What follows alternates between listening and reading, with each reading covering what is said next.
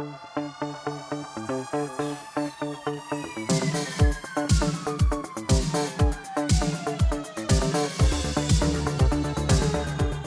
up, everyone? This is the Next Tape Podcast, episode 55, with Mikel, and And Tanyka. we have conversations on different topics. So we're going to be, I would say, reviewing another Halloween movie. And Recapping/reviewing. yeah, I would say recapping/reviewing, like Tanyka just said right here.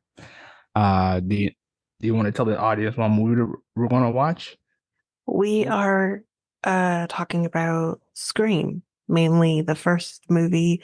But of course, like we mentioned in the previous episode, we'll kind of quickly go over the other three movies. We're not going to really talk about the fifth or sixth one, just because those stories are not so much the stories are different, but the characters are different. So we're sticking to kind of just talking 1 to 4, but mainly recapping the first movie. Okay. All right. Okay. Should do it. Let's go. Okay.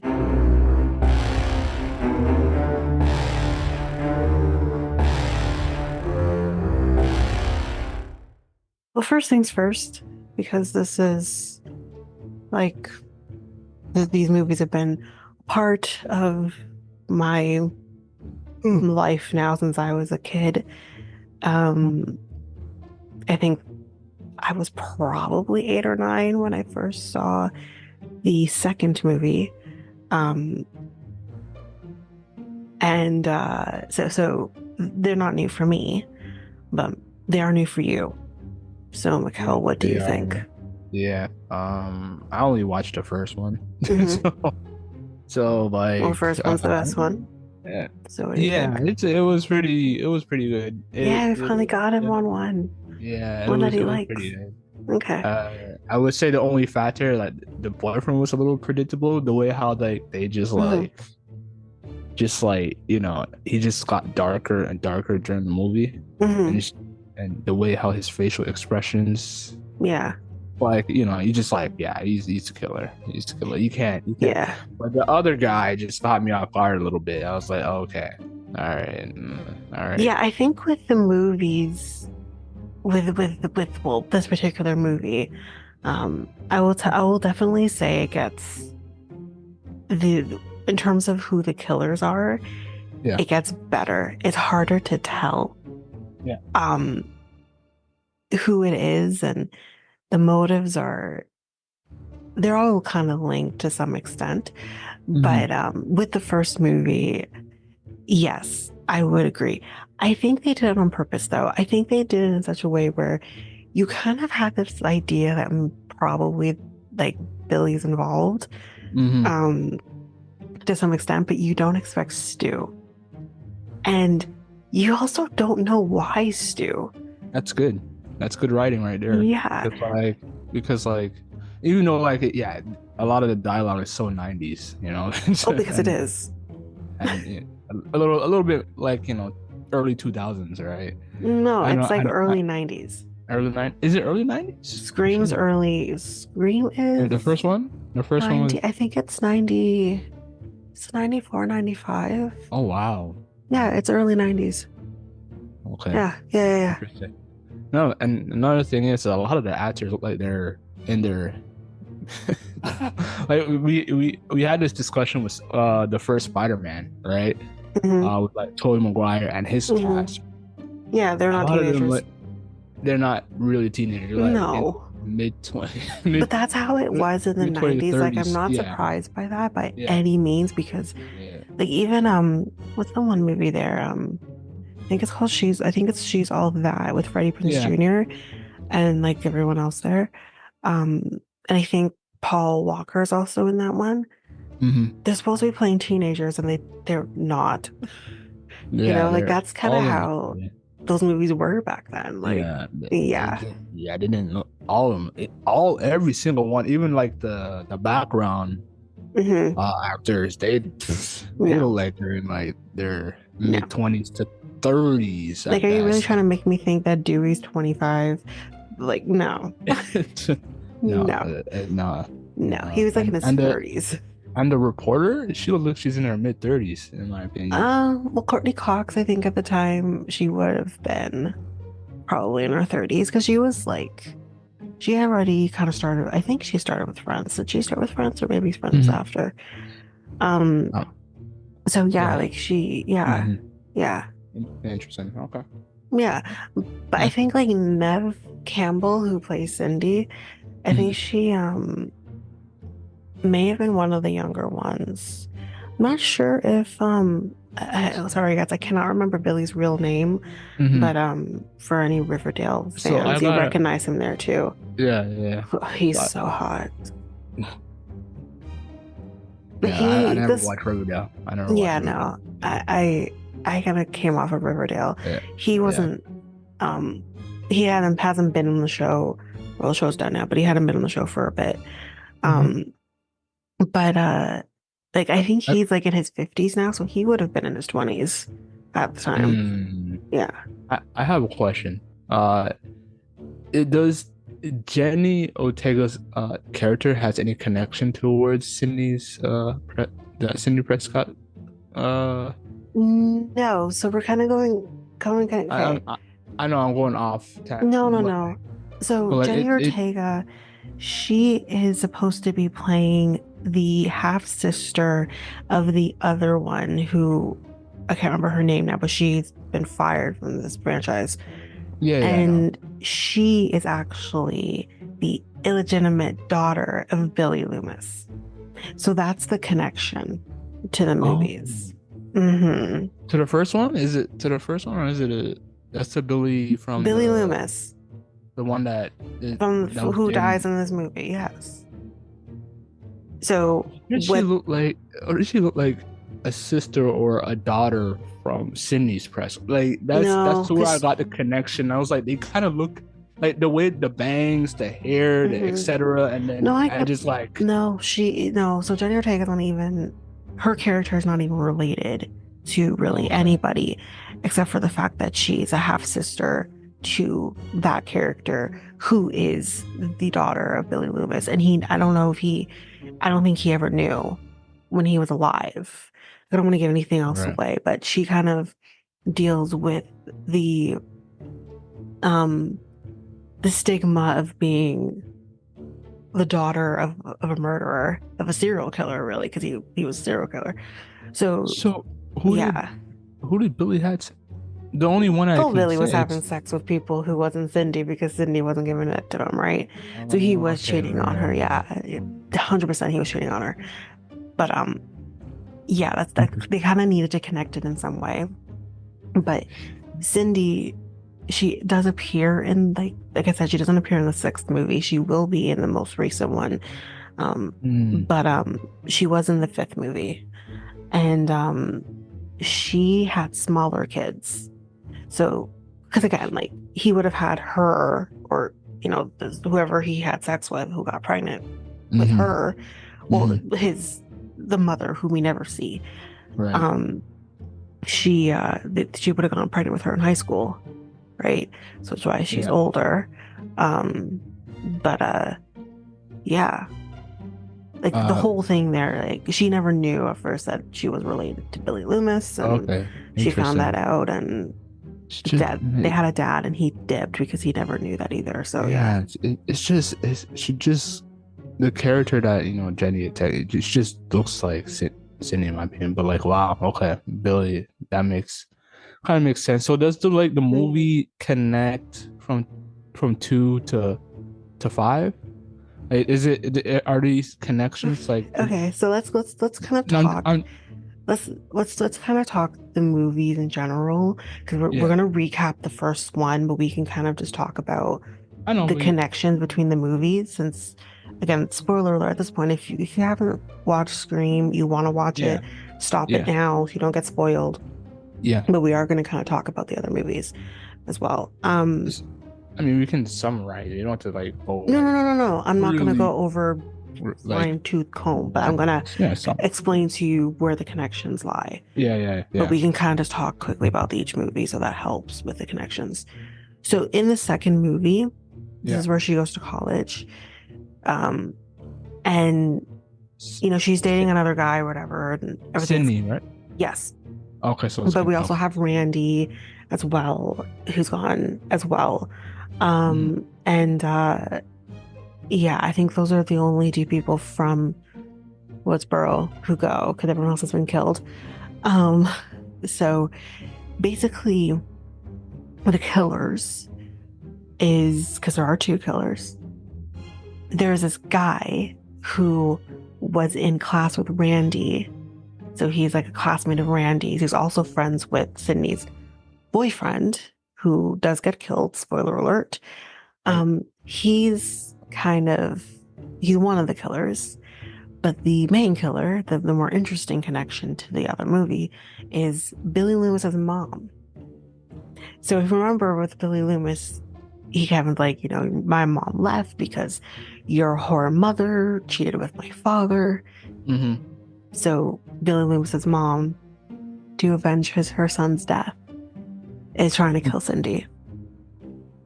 The other thing that's important here is Randy is killed, which was horrific. It's very sad because we like Randy, but Randy unfortunately does not make it past the second movie. So it's kind of the main thing there. So the connection I want to point. Is that the guy that like? Is that the guy that likes her? That's the guy that likes her. Yeah. Yeah. Okay. Yeah. So that's kind of what happens there. In the third movie, his sister, who, for anyone who doesn't watch the movie, his sister is the same person who plays, who's in Princess Diaries, the friend. That's the sister in this movie. She comes and she kind of says, "Oh, Randy has this tape, and here's how this, like, the third movies usually go in these types of trilogies and whatever." And so there's the connection there. So his sister ends up having kids, and then the kids are in the fifth movie are very prevalent in the fifth and sixth movies. They do so they kind of like break the fourth wall and a little. Well, yes, a little Randy's bit. kind of breaking that fourth wall. Yeah, Randy was that in the first and second movies, kind of breaks that fourth wall a little bit. Right. Okay. So that's kind of the connection there a little bit. There's more connections that I still have to go through.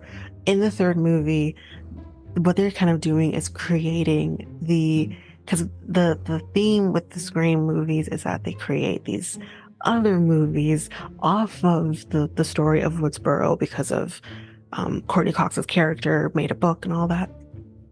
Oh, by the way, Cotton Mathers, he is a prevalent character in the second movie as well, who was the guy they said that he killed Sydney's mom, and he obviously didn't.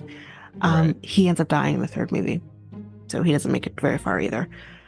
But yeah, they create these movies called Stab, and like the Stab thing kind of carries on throughout the movies. I think by the time we hit like the fifth movie, I think there's like 7 or 8 of them. Anyway, so we kind of see that they're creating the story of Woodsboro, and that's the story from the first movie. Like they have the set, the house, and everything. They have Sydney's house. They have the house, Sue's house. Like it's all like this crazy thing on set, and someone's obviously trying to kill her again, and someone who's on set, someone who's connected to the movie. This is a twist. And it's a little different, this movie, because you kind of see like there's like this ghost figure who's supposed to be her mom, and it's a little different. But the person who's killing is her brother, her half brother that she knew nothing about, because her mom used to be an actress and got pregnant with the kid and gave him up for adoption. And then went back to Woodsboro, married Cindy's dad, and forgot the whole thing. He tries to go and see her. She says, "Get out of here." Basically, just doesn't want anything to do with her son. And he's jealous, so he is trying to kill Sydney because he's jealous. So that's kind of that. It's a little different, not really as much of a part of the other two movies in the same way. but it's interesting. Yeah. He That's dies yeah. at the end. That's good that it it all connects They because all like if it's connect. just because Yeah. if it didn't like if it's just an interconnect and just they're Yeah. just making movies for the F of it and like Yeah. it's Yeah. good that it's like Marvel like how Marvel Studios likes to just connect Yeah. each and every single movie. So Yeah. that's in good sense and in that form that like that these movies do connect. So Yeah. And good. then in the fourth movie is her niece, Yeah. just because she just wants the fame. That's all she kind of wants. She ends up being the killer alongside her boyfriend, who is played by a Culkin. Can't remember. I think it's Kieran. Is it Kieran? Mm-hmm. It's one of the Culkin brothers. I can't remember which one it is, but um, he um, he ends up being killed because really and truly, she just wants to be a solo person, who's played by Julia Roberts' niece. There, what's her name? Um, Whatever. I can't remember her name right now, but yeah, she's the killer, and I guess the connection here. This is going to be important for the fifth movie again. Mm-hmm. Dewey becomes sheriff of Woodsboro. He has a deputy who kind of had a little bit of a crush on him. But like we're not gonna have that because Gail Hold on. and Dewey are married at this point. Wait, hold on. Did Dewey die? Drew, sorry. Dewey dies in the fifth movie. We're not there yet. That was very For, sad, by the way. did he die in the first one? No, Dewey. Dewey didn't die. Dewey didn't die. Dewey. I haven't talked about Dewey. I guess. Yeah. No, Dewey didn't die. Dewey had an injury, so he from the second onwards he has a limp because he was shot, but he didn't die. Dewey dies in the fifth movie. Or oh well. Yeah. Oh wait. When the reporter. Okay, yeah, yes, Mm-hmm. he didn't die. He He was didn't. he was kind of still breathing. I was like when the Yeah, no, reporter. no. He I, lived. ooh, He just had I think it hit his, what did it hit? Something to do with the spine, I think, so it caused him to have a limp. But he lived. yeah, He gets shot many times. He got shot in the second movie, he got shot in the third movie, shot in the fourth movie, but he always happens to live. And then unfortunately he got in the fifth movie. So yeah, that was tough. But um he might as well be a zombie or from The Walking Dead. yeah, I say bring him back. But anyway, Yeah. so yeah, he's alive right now still. And so yeah, he becomes sheriff. He has a deputy that kind of has a crush on him. Um, so I'll come back to her in a minute. The best part about this movie is Anthony Anderson is in it for a hot second because he gets killed too. And he's one of the cops. And one of the guys from the OC, he's also in it as well. They both get killed, so it's fun. But like the kills are gnarly as hell, as always. And so yeah, that's kind of what happened. But um obviously Cindy survives and all of that. So that's kind of the end of like that era, because it changes from the fifth movie onwards. The main people are different. Obviously you'll have like Gail still in there, Dewey still in there until he gets Yeah, killed, Cindy's still yeah. there too. But it's the focus is more on The newer. the newer people. So the deputy that had a crush on Dewey has a son, and is the same guy who's in 13 Reasons Why, the main guy. Oh, yeah. Right. So he gets killed. She gets killed because she in the fifth movie actually becomes sheriff. Dewey ended up retiring and wanted to be left the hell alone, but then wasn't, and then he got killed, so that sucks. Him and Gail weren't together anymore at that point. And so yeah, that's kind of the connection. And then I already explained the niece and nephew, who was Randy's niece and nephew. They're in there. And then you have the connection with Billy, being the one of the main characters, and then Jenny Ortega being the half sister of her. So you have kind of that connection. The killers, now this is interesting. The killers, so the Billy Loomis's daughter has a boyfriend. Mm-hmm. And Jenna Ortega as a character has a friend.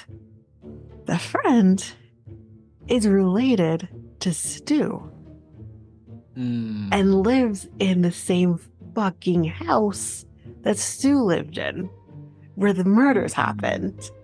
So what ends up happening is she is actually dating the boyfriend without knowing.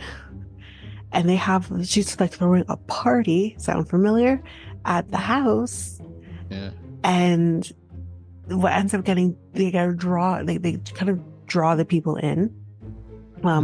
Jenna Ortega and the sister, they kind of draw them in because Jenna Ortega has asthma in the movie and she couldn't find her inhaler.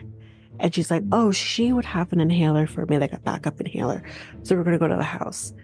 And Gail and Cindy are like, well, where are they? Like, we have to try and find them because something's going on here. They actually put a tracker on them.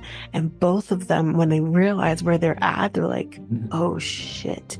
So when we're like, what's going on here? Like, what's going on? And then you see the pullback and you see it's the house. And you're like, oh, yeah, like the whole like feel of it is so similar to the first movie. Yeah. And it was a fantastic choice. Okay. It's a fantastic choice. It was 100% the right decision to make. That's good. Because I think with the longtime Scream fans, we were worried about whether or not like this movie is actually going to be worthwhile because you're not having the same characters, or at least Cindy, who has always been their final girl, isn't kind of going to be the main focus anymore. And I think so, and you're having these new people come in. Like, what's this going to look like? And I think that's good. That's good that they refresh. No, I don't have anything wrong, but with humans, we're creatures of habit, right? Yeah. So we're used to something. Something like. So when you're changing it up, it's like, wait, we don't want this. But this was fantastic. This was the best choice. You have a little bit of the new, you have a little bit of the old, and it was perfect. And it was enough to draw you in and make you want to watch the next movie. So with the next movie, which I didn't mention in the fourth movie, there was a friend of Sydney's niece who apparently may not have had a crush with the Culkin guy, I can't remember. And we thought maybe she died. I think she's played by I can't remember her name right now, but I know she's had a lot of issues in her personal life. She was in Remember the Titans when she was a little girl. She played the little girl in Remember the Titans. Right. So she's had a lot of issues in her personal life. So it was a really shocker to see her in this movie. And it's like, okay, that's really great to see her in this. Maybe she's kind of getting back to, herself. And she was in the fourth movie and we didn't know. We thought, oh, she died. Like, there's just no way in hell. Like, she must have died. Because like we never heard anything after that. But she didn't. She actually lived. She became an FBI agent. So that's kind of the connection to the fourth movie is her. Randy's niece and nephew are still good. They're alive because we weren't sure about the brother, whether or not he lived. He's still good to go. So we have still that connection as well. And obviously we have Jenna Ortega and the Billy Loomis's daughter. We still have all of that. So we still have those connections. Because obviously we don't have Cindy because she wasn't part of the movie anymore. We still had Gail, so that was good. But the difference with this movie is that there is no connection to really any other. Well, no, that's not true. Very similar to the second movie, you have this vengeance. We have to avenge someone's death, and the vengeance was the boyfriend, because he dies in the fifth movie. He was one of the killers. His father, who was a cop, who's played by McDermott. Is that his last name? He's my best friend's wedding, the fiance. He plays the father. He's the police officer. We're thinking he's a good guy. He's not. He's one of the killers. And then his sister was also one of the killers. And the sister befriended them and was actually the roommates. And she fakes her death in the sixth movie too, which was trippy as hell. Um, but yeah. So there's still all of these connections to the other people. There's still these connections to the other movies. Because again, similar, like I said, to the second movie, you have this family member trying to avenge someone's death. So it was very similar to that. Because like, even though this was the sixth movie of Scream, it's kind of technically like the second of this new revamp. So it felt very similar to that. And I think it was great, personally. Yeah. So there's your answers with all the connections and can we talk about the movie? Yeah, that's interesting. Yeah, because like it's gonna be like since Jenna Ortega is no longer, would that screw up the whole entire movie? That's the question. Yeah. Because it's like, well, then what's gonna happen here? Because we've gotten used to these characters. So why aren't they on it anymore? But how they're kind of, I think, trying to fix this is including Cindy back again. I think she is going to be the main focus again. I think that's really the only way to save the franchise now at this point is you can't restart it at this point, because if they're trying to stay true to the original format, the next movie would kind of be this long lost relative that we didn't know about. And now that doesn't work because you've now gotten rid of these other two people. So I think the best thing is to kind of bring Cindy back and have her be the main focus. I don't know if it's going to work. I think it's enough to draw people back in because you're still going to have that dedicated fan base. But like I don't know if it's going to work. We'll just have to see. Yeah. That's okay. Well, yeah, pretty good that it connects. That's all I have to say. Yeah, I think it's important to have these movies connect in some way. Yeah. So yeah, hopefully I don't know, probably at some point they'll end or do like a spin-off in the near future. I don't know, because like we're gonna talk about Halloween, the Halloween movies in a separate episode, just probably in a couple of weeks from this one, and those ones have been going since the 70s. Oh yeah, so they do connect all of them, including the remake. No, they don't. That's the thing. So, it's like it's just random. It's it's a very different movie. It's like I can't really compare it to this, but it's a very different movie because like I was kind of explaining to you. Yeah. And kind of talking about which movies you can watch. Yeah. I haven't seen 2009 movie, so I can't really speak on it too much. But I've seen the Age 21, which was in 1997 or 99, I believe. Yeah. And it's completely different because you have kind of, Michael Myers and I can't remember her name in the movie right now, but Jamie Lee Curtis's character. You kind of have them being brother and sister in that one, and they were not brother and sister in the original movies. She was a babysitter who was babysitting across the street or something from the home he used to live in. Like the movies don't particularly connect, and even then it's like when Michael Myers dies and then he comes back, like it's a very different movie. It's a very different movie. But what they do with this is that they kind of connect, like I think like the first, second, I don't know if there's a third one, they kind of are more linear storyline, and then they kind of restart itself, if that makes sense. Kind of like Amityville Horror. I think it's very similar as well. They kind of like do like a linear thing and then it kind of resets. Chainsaw Massacre, same thing. It kind of does this thing and then it resets. Like it's kind of like that. It's these kind of Halloween franchises that don't stop, really. They just keep going. So yeah, sorry, go ahead. No, okay. No, I just I don't like movies like that don't connect at all. You kind of have to start with Halloween. You kind of have to start somewhere and then end it there and then never watch the other ones. It's kind of what you kind of have to do, Yeah, so nah. that they kind of make sense to It you, needs. like if that's what you need to do. Yeah, I just feel like you just when you're building a franchise or any type of franchise, you need to either mention like the films, Hmm. like at least mention like one of the films, or give a what do you call it, an Easter egg or a Hmm. a mention, like I said. And if you don't mention the films, what's the point in making those movies? Like Yeah. you want it to make sense. You don't want it to just not make sense. So Yeah, I mean, I think with what I'll give Halloween a little bit of a break on, as I mhm, think John Carpenter made a movie that he didn't expect to blow up in the way that it did.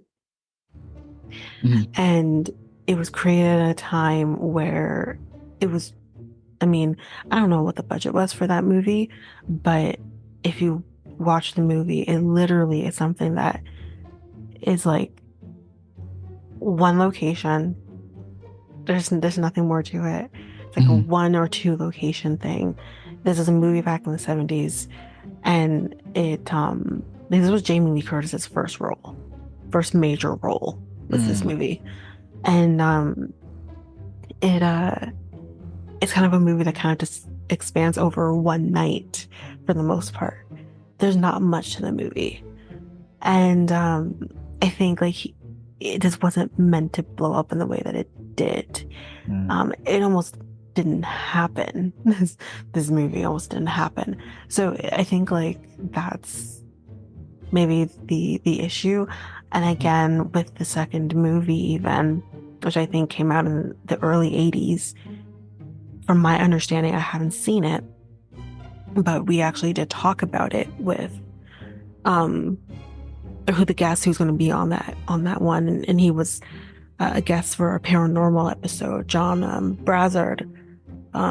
He explained in that movie was like there's no connection to the first one. mhm, Even the second one doesn't have much of a connection to the movie that only came out like 4 years prior. mhm, So yeah, it's a different time.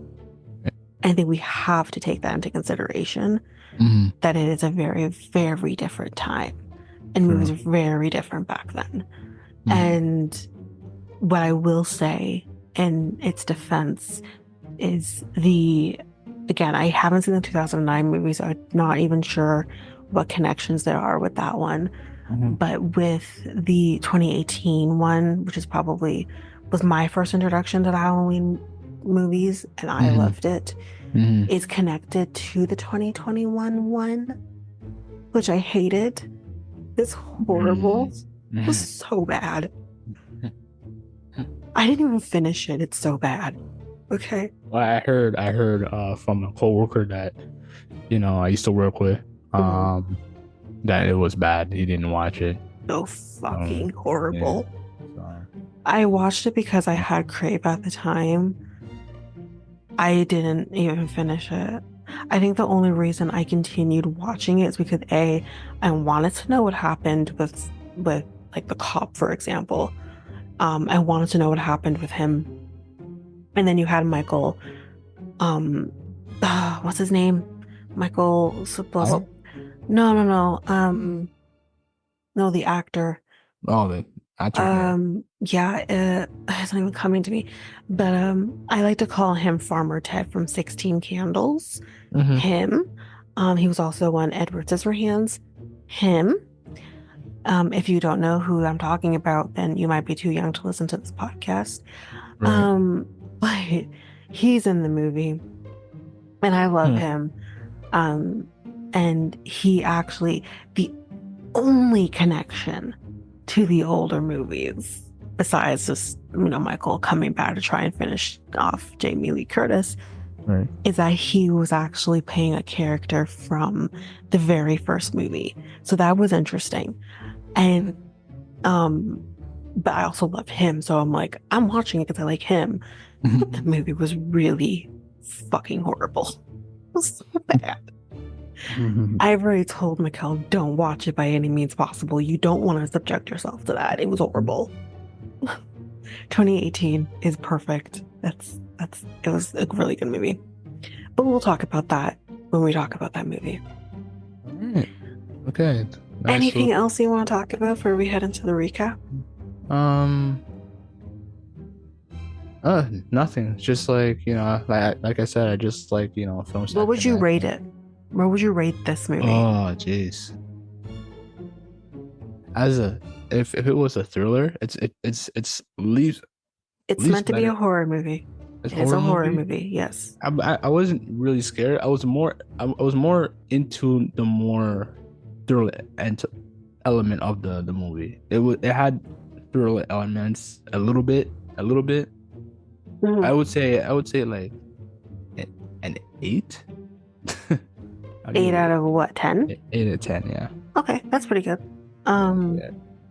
yeah, no, it's again, horror, you have to remember, doesn't just mean paranormal Yeah. or stuff like that. Slasher movies are also considered a horror movie. Yeah. And this is a slasher movie. Um, and yes, with thriller and horror, those are interchangeable. Mhm. So you're never necessarily, you can have a thriller movie without the horror elements, but you're not going to have a horror movie without the thriller elements. So there is always going to be thriller elements in a horror movie for the most part. Yeah. Especially with slasher movies. You're I going to just have that. I didn't feel too scared. It just kept me like thinking. No, it's not meant to scare you in that Yeah. sense. Yeah. Yeah. It's supposed to keep you guessing, I guess. Yes. Yeah. I think the Guessing and scarier, thinking, yeah. I'll say that there's a little tidbit before we head into it. I think the more scary aspect of this movie is the ghost face itself, when he kind of pops out of different places. But I think for me, the reason that is that way is fun storytelling here. When I was 6 years old, and I think we talked about this actually in one of the Halloween episodes, maybe last year's Halloween episode. We went trick or treating when I was about 6, and that would have been around the time that the movie had come out. And my mom and her friend were both taking me trick or treating, and just in my area. And there was a guy in a Scream costume following us, just following behind us like a crazy fucking person. And at the time, that was scary because the movie had just come out. But to the point where it's like, I hadn't seen the movies obviously at 6, but I knew enough. And I was like, no, I'm dying tonight. That's what's happening. I'm gonna die tonight. And to the point where mom was like, can you fucking stop? Like, my daughter's here. And eventually, like, he left us alone, but there was that fear of like, is he still around? And I think that's what was so perfect about these movies. Is like, that is kind of what Ghostface does. Like, one minute you think he's there, Right. but then he's gone, and you're like, but then where did he go? So I think that's kind of the best part about. I do have like one issue with the movie. Okay. There was a cringe factor. The relationship between Dewey and the reporter was a little bit cringe. It's meant to be cringe. Yeah. It's meant to be cringe. I know. In that movie, yeah. It was just, It's meant to be cringe because she's using him initially. you couldn't. But it's really, I'll say this, it's not cringe in the sense of they date, they get married in the movie, and they were married in real life. So it's not. They were married. Oh. Yeah, David Arquette and Courtney Cox were married in real life. They were married for a while. They have kids. Yeah. So it's, with all that kind of in mind, it's not like something that kind of started and then didn't continue. They were together. They dated. They do. You do know they break up in the second movie, but then they get back together, and then they break up again, and then they get married, and yeah. Yeah. Then they break up again. So yeah. I mean, they could have just done something better, But it was meant to be that way. I know the reporter was using him, but and he's like this, like, he's he's Dewey. He's like this awkward 25-year-old guy. Oh, what? Um, I was 24 for 1 year. Okay, we know it that. was cute. Yeah. It was cute. That was a cute comment, I think. Just 25.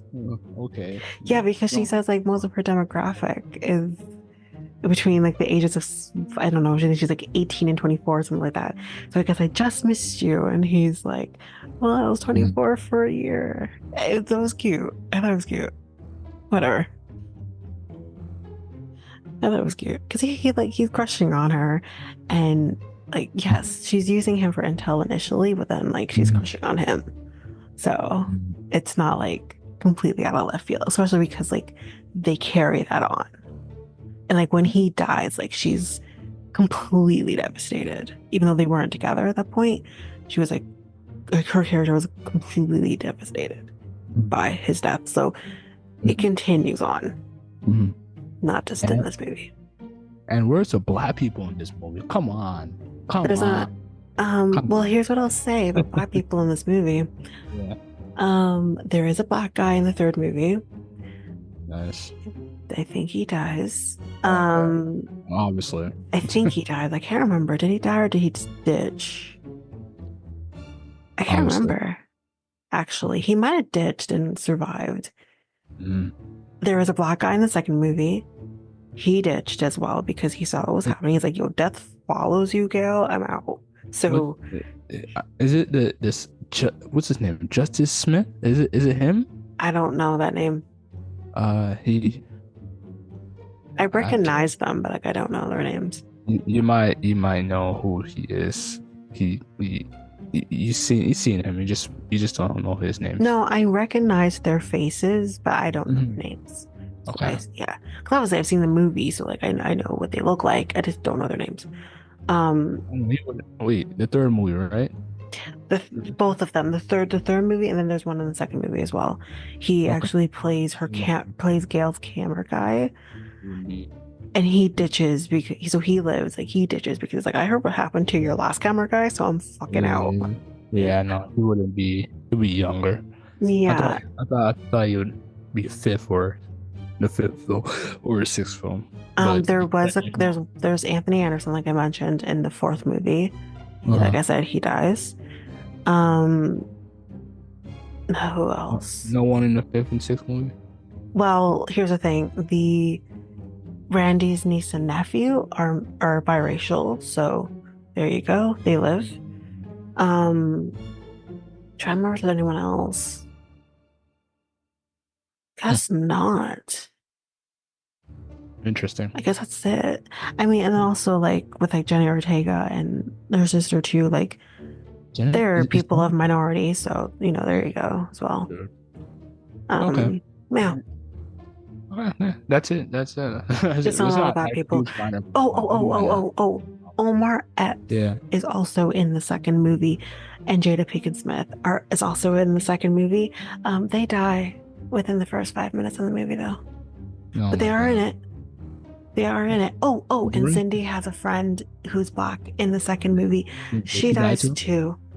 Okay. So the director must have some dislike or something with the black people. Like he's dead now too, so we'll just leave that alone. Come on. We'll leave Wes alone because he's dead. So, yeah. I mean, come on. He brought Drew Barrymore into this movie and killed her within the first 5 minutes. I mean, she's Drew fucking Barrymore. She didn't even make it. Yes. Oh my God. But yeah. Black people never survive in horror movies. You know this. My gosh. We're not gonna do it. That shouldn't be a thing, though. Like, no, it shouldn't be a thing. But first of all, I know me as a black person. If there's a ghost face killer guy, I'm the fuck out. I mean, like deuces, I'm out because I'm not. No.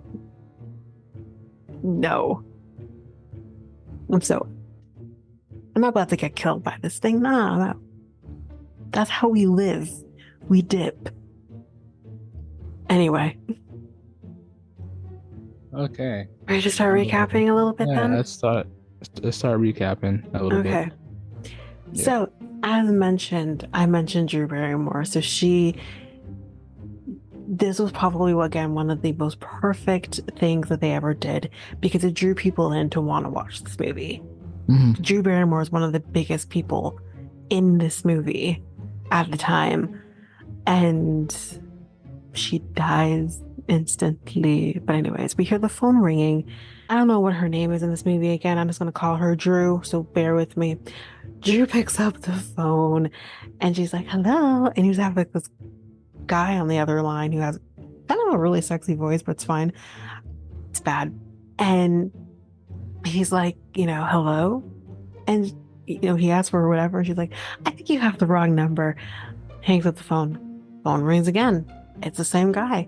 And she's like, why do you keep calling me? And he's like, well, I know I'm kind of lonely or whatever the fuck he says.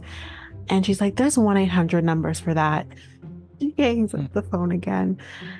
And again, children, if you don't know what a 1-800 number is, that's a number where people would call to have companionship. We'll say that. Anyway, so we kind of see her going into the kitchen. She's making popcorn, old school popcorn. You have to make on the stovetop. Because again, children, you had to actually cook popcorn on the stovetop because not everybody had a microwave, and I don't think microwave popcorn was invented yet. Let's continue.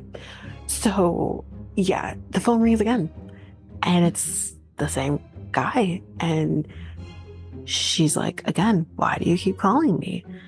And he's like, do you have a boyfriend? She's like, no. Wrong answer.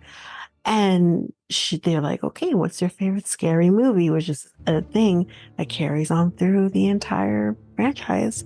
Well, what is your favorite scary movie? So eventually I think she like hangs up the phone because she starts to get a little freaked out because he's like, I don't want to know who I'm looking at. And she's like, what the fuck? So she hangs up the phone. He calls back again. At this point, she's getting freaked out. And she's like, I'm going to get my boyfriend to beat you up. He's a football player and he's big and he's strong and he's going to kick your ass. He's big and he plays football and he'll kick the shit out of you. And he's like, I thought you didn't have a boyfriend. Well, I lied. And then he says his name. Yeah, it says the boyfriend's name. And he's like, look outside. She's like, how do you know that? He's like, yeah, look outside. So she looks outside and there is the boyfriend tied up outside on the porch, the back porch. He tries to go out there to go to him, and he's like, I wouldn't do that if I were you. Here's what I'm going to say, coming out of this for a quick second. This scene is redone in the 4th movie. This exact scene is redone in the 4th movie. Yes. I don't know. And it's perfect. Has it been redone a few times in the series? What's been this particular scene? Yes. No. Okay. No, I think this is the only one. Okay. Yeah. The 4th movies. Yeah. Okay. It's done like more than. No, it's only this was the only time this whole scene with like the movie trivia and everything like that.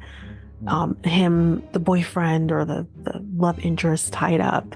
It's that was all done in the 4th movie. Towards the end of the movie though, not the beginning, but it was redone in the 4th movie, and it was good. It was good. I personally had no issues with it. So yeah, he basically says, there's a way you could save him. Let's play the movie trivia. Let's start with a warm-up question.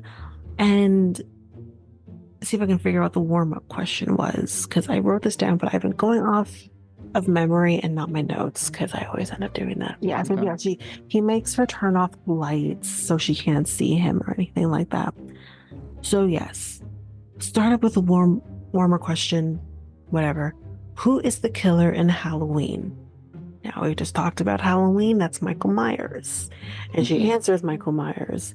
And he's like, good for you, now for the real questions. She's like, wait a second, I just answered that. He's like, yeah, but that's easy. Everyone knows who the killer is in Halloween is. You and I did before I was a Halloween girly. Name the killer in Friday the 13th. Now, this is a trick question. Even I knew the answer to this, even though I haven't seen the movies yet. Don't worry, I will. But she said Jason. She said Jason, but it's Jason. Technically, Jason is dead. It's his mom who is the killer in Friday the 13th. Jason doesn't show up until the second movie. So, yeah. So with that, unfortunately, she may still have a chance to live. Spoiler alert. No, she doesn't. But she might have a chance to live. The boyfriend, not so much. He ends up getting his neck slit. Yep. Goodbye, Steve. Goodbye, Steve. Now, it was really nice knowing you for the second that we got to see you. Yeah.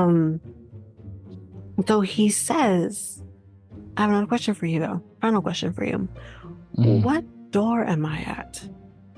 Front door or the patio?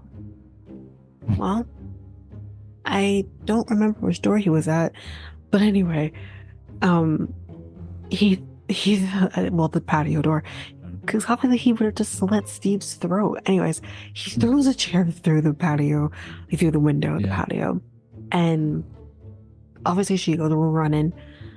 Meanwhile, if we remember, the popcorn was on the stove. The popcorn has now burnt.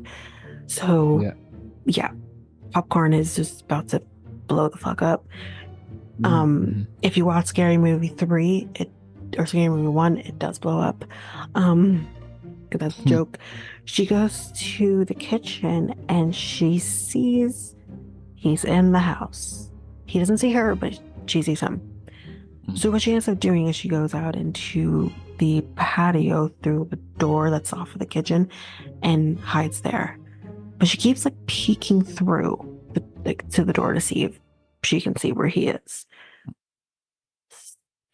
I mean, I don't know what you do in this situation, but anyways, he keeps just getting closer and closer. But then we see a car that's also starting to drive up. Now, the car is her parents' car, so her parents are showing up. Yeah. And when she looks through the door again, he's right there, and he turns around and just I think he put his hand through the window to try and get at her. So she starts running, trying to get the attention of her parents once they pull up, thinking they're right there, so I'm gonna get to them. Yeah. Unfortunately, he's also right behind her, and she's running, and he's running, and then he gets her by stabbing her in the back, and she's down, but she has the phone in her hand. Yeah. And I think she still had she had the phone off the hook, and so she's trying to crawl. He's right on top of her. She's trying to crawl to her parents. They are completely oblivious of what's happening. This was so sad. This was horrific. But yeah, they are so oblivious of what's happening. They go into the house. Meanwhile, she is on the brink of death. He turns her over and just starts stabbing her again. And so yeah, they are in the house. Yeah, her parents are in the house. Yeah. They can hear the smoke alarms going off. They can see the smoke coming from the popcorn, and they're like, "Where? What the hell?" Probably is completely unusual for her. Yeah. So they're like, "Where is she? Where is she?" They're looking around. They can't find her. They I can't remember the order of this. If the father said to stay here, I'm gonna go to the neighbors or something. She picks up the phone. Mom picks up the phone, whatever reason it's happened.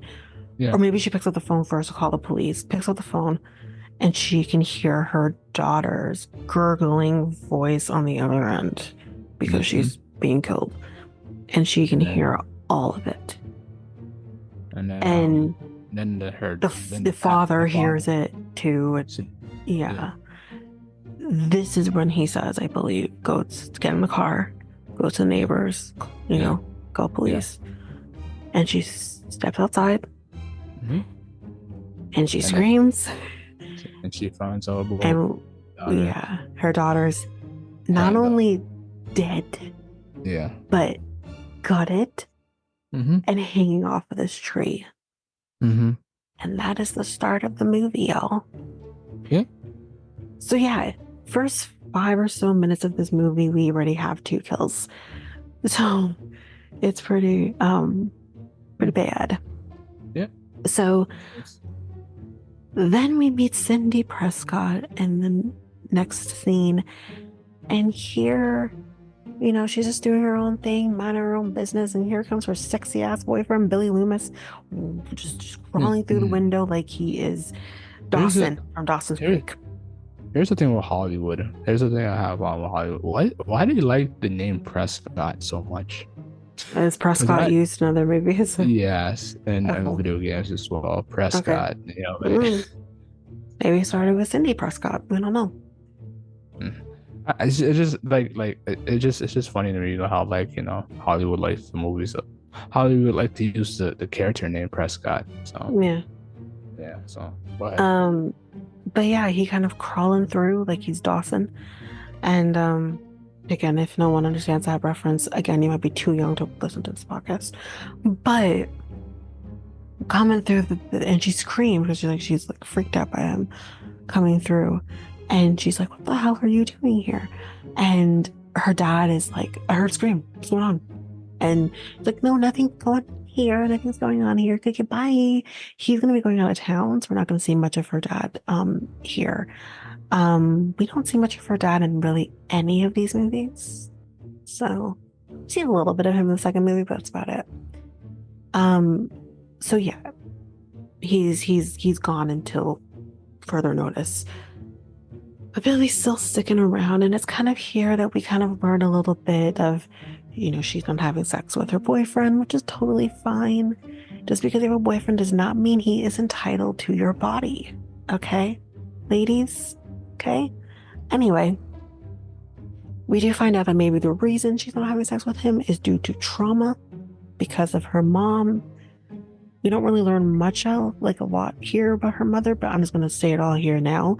Her mom was murdered by a side lover, and his name was Cotton Mathers. Supposedly she was a hooker or something like that. She was not a hooker. She was a hoe.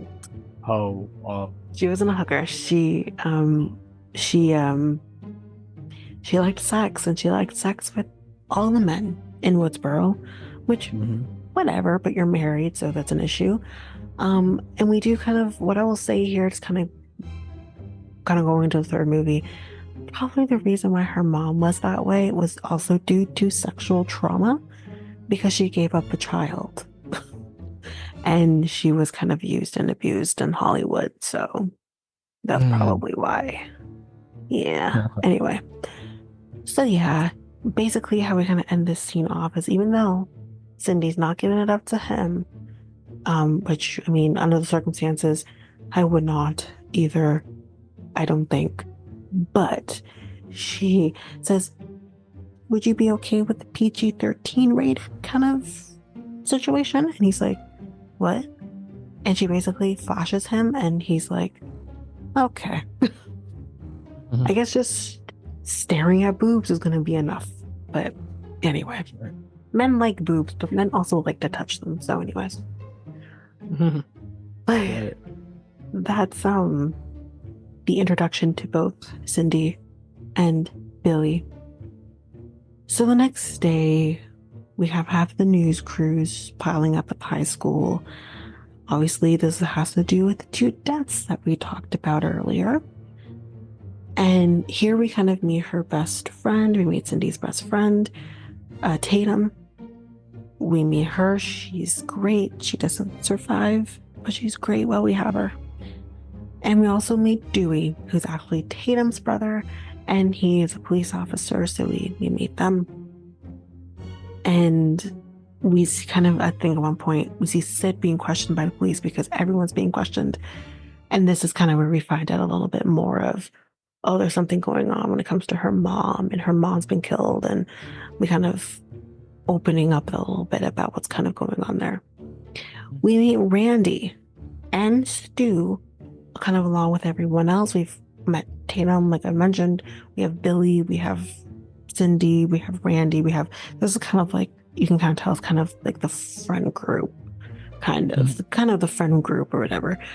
Randy is a little bit of the nerd, but he's also like kind of into Cindy, but obviously Cindy has Billy, so it's kind of like this weird thing. We have Stu, who's dating Tatum, so it's kind of trying to solidify all that. But we do find out that Stu, so Drew Barrymore's character's name is Casey. We find out Stu used to actually date Casey. So, like Randy said, there's like, you could have killed her because you used to date her. Hold on to that. Hold on to that. So we kind of go to Sid's house, and she does ask Tatum, can I stay with you? Because her dad's out of town, so she doesn't want to be alone. There's these freaky ass killers out there right now. She just doesn't feel comfortable staying home by herself. So Tatum's like, yeah, of course, I'll come pick you up, whatever. So she's not going to be picking her up for a few hours, so we have some time for shit to go a little crazy for Sid. We see her watching TV, and it's here that we kind of see Gail Weathers. Gail Weathers is a little bit of a sore spot for Sid because Gail has been kind of covering the story of her mom's death and has also been kind of an advocate for who is the killer, or who we believe the killer is, of her mom, who's Cotton Mathers, and she believes Cotton did not commit the crime. And she's trying to, have him exonerated, which obviously Sid is totally against, thinking Cotton is the killer of her mom. We will find out Cotton is not the killer, and we'll talk about who is in a minute. We kind of talked about it a little bit, but we'll talk about it some more. So, all right. Yeah, so that's kind of that. We kind of see that kind of a little bit unfolding. So that's going to kind of come back. We're going to see the tension of this relationship between Sid and Gail. So she falls asleep while watching the TV, or I think she moves away from the TV. She goes to a different room and falls asleep there. Right. And when she wakes up, it's like after 8 o'clock. Tatum was supposed to pick her up at 7. But Tatum does call her, and she says, sorry, I'm late. I'm coming. I'm going to go over to the movie store. I think Randy works at the movies. Randy does work at the movie store. I think he was working that night. And she's like, I'm going to pick up a movie. She's like, how about something Tom Cruise like? Maybe Cocktail. I mean, Cocktail had just come out probably around that time. So let's watch Cocktail. Something like that. Something Tom Cruisey. So she's like, I'll be pick you up soon. So she hangs up the phone. But then the phone rings again. And it's the same voice that we heard call Casey earlier. And she, kind of asks, or the guy asks, like, what's your favorite scary movie or whatever the fuck, right? What's your favorite scary movie? And she's thinking it's Randy. And she's like, okay, Randy, okay. Like, this is really funny, like, whatever. Like, she's thinking it's him, right? And he's like, I'm not Randy. And she's like, so who are you then? And he says to her, well, the question isn't so much who am I, but where am I? Yeah. And she's like, okay, well then where are you? And he's like, outside your door. So, okay. And then she's like, I'm calling your bluff. I'm going to call your bluff, right? Yeah. Now, here's the difference between white people and black people. I'm not going outside to find out where the fuck you are. If you're outside, you can stay outside. I'm staying inside. I'm calling the police. I'm not letting you. So anyways, let's go through what the difference is here. But the thing is, he was outside. He was outside. I will tell you when he got inside. But he will this tell is you the difference. But he will tell you that basically don't hang up the phone. So he'll call you back and tell you that again. Oh. Don't hang up the phone. Well, Yeah. So. Whatever. Literally, why are you playing on my phone? Who told you to call me? Do you pay my phone bill? Don't call me. Don't call me. That's the difference. Yeah. Anyways, he was not inside the house. That's the main thing here. And I'll tell you when he got inside that house. So she goes outside. There's no one there. She's looking around. There's no one there. Mm-hmm. And she's like, I don't see you. She's like, what am I doing right now? And she's pretending to pick her nose. And there's like, whatever. She kind of goes to the other side of the porch, away from the open front door. Y'all, this is when he got inside the house. He got inside the house and hid in the cloak closet right by the front door. That's how he got inside that. Close your damn doors. It won't make a difference because the door is unlocked, but that's why you don't go outside to begin with. I'm just saying. Anyways, that's besides the point though. She goes back inside the house, says like, okay, like you're fucking with me, whatever. She hangs up the phone. I think she hung up the phone. And when she closes the door, this dumbass just comes out the door, out the cloak closet, and is trying to attack her. So she's like running all over the place. She does eventually, she runs upstairs, goes into her room, and this is very important because this is kind of a thing that carries through the other movies as well, and well, mainly the third movie. She goes and she closes the door, takes her closet door, because this is what she did with Billy as well, when Billy was up in her room and her dad was gonna come inside the room, takes her closet door, closes, opens it to basically block the door from being opened. And you see him trying to break through the door, and you see him like it's so obvious it's Stu because it's just so Stu-like, but he's like trying to like get through the door and he's like, he can't. Dummy. And she was obviously very scared, trying to call 911. The phone line was cut, I think, so she can't call all that. But which is so interesting. I've never seen this before. I don't know if it's something you could do now, but she basically like goes onto the internet, or I think, was the internet even invented at this point? Whatever. She's on the internet. She dials 911 off that, and she's called 911 on the computer. And yeah, she's freaking out. But then he's gone. Wait, that was the internet back there? The internet was invented in the early 90s, but it wasn't available for everybody until the late 90s. So I don't know. I don't know if it was the internet or not. I'm just guessing. Interesting. Yeah.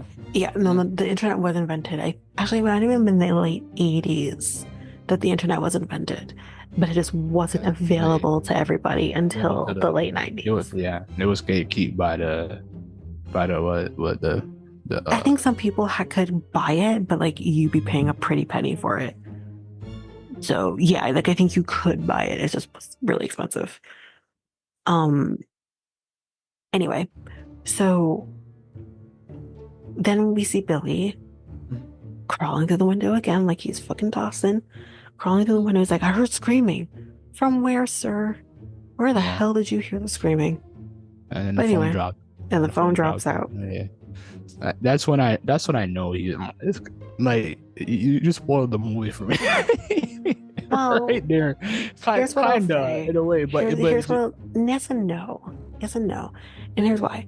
Now, back then, yes, not everyone had a cell phone the way they do now, but this was a guy whose father is a lawyer, so he could have definitely been allotted different things in life than maybe the average teenager in the 90s wasn't allotted, and that'd be a cell phone. So cell phones were unusual to have at the time. It just wasn't as like a popular thing. Like, like Zach Morris on Saved by the Bell have a phone. I don't know how.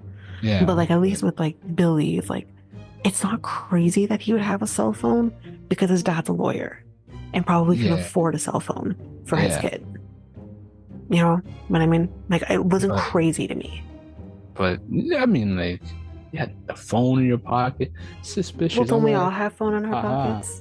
Yeah, I know. Don't exactly. I mean, I know it's a big ass phone, but don't we all have phone in our pockets? Yeah, but at that time, like, I would think too. I'd be like, you had a phone, and you were calling me, and you're the only one that knew about my mother, and He's not the see how only he one who knows thinks. about her mother. Everyone knows But about her mother. otherwise, some are like her friend, like No, like, and everyone then knows about her mother because it was a huge oh, case. okay, So right, everyone knows about her mom. okay. I thought, Yeah.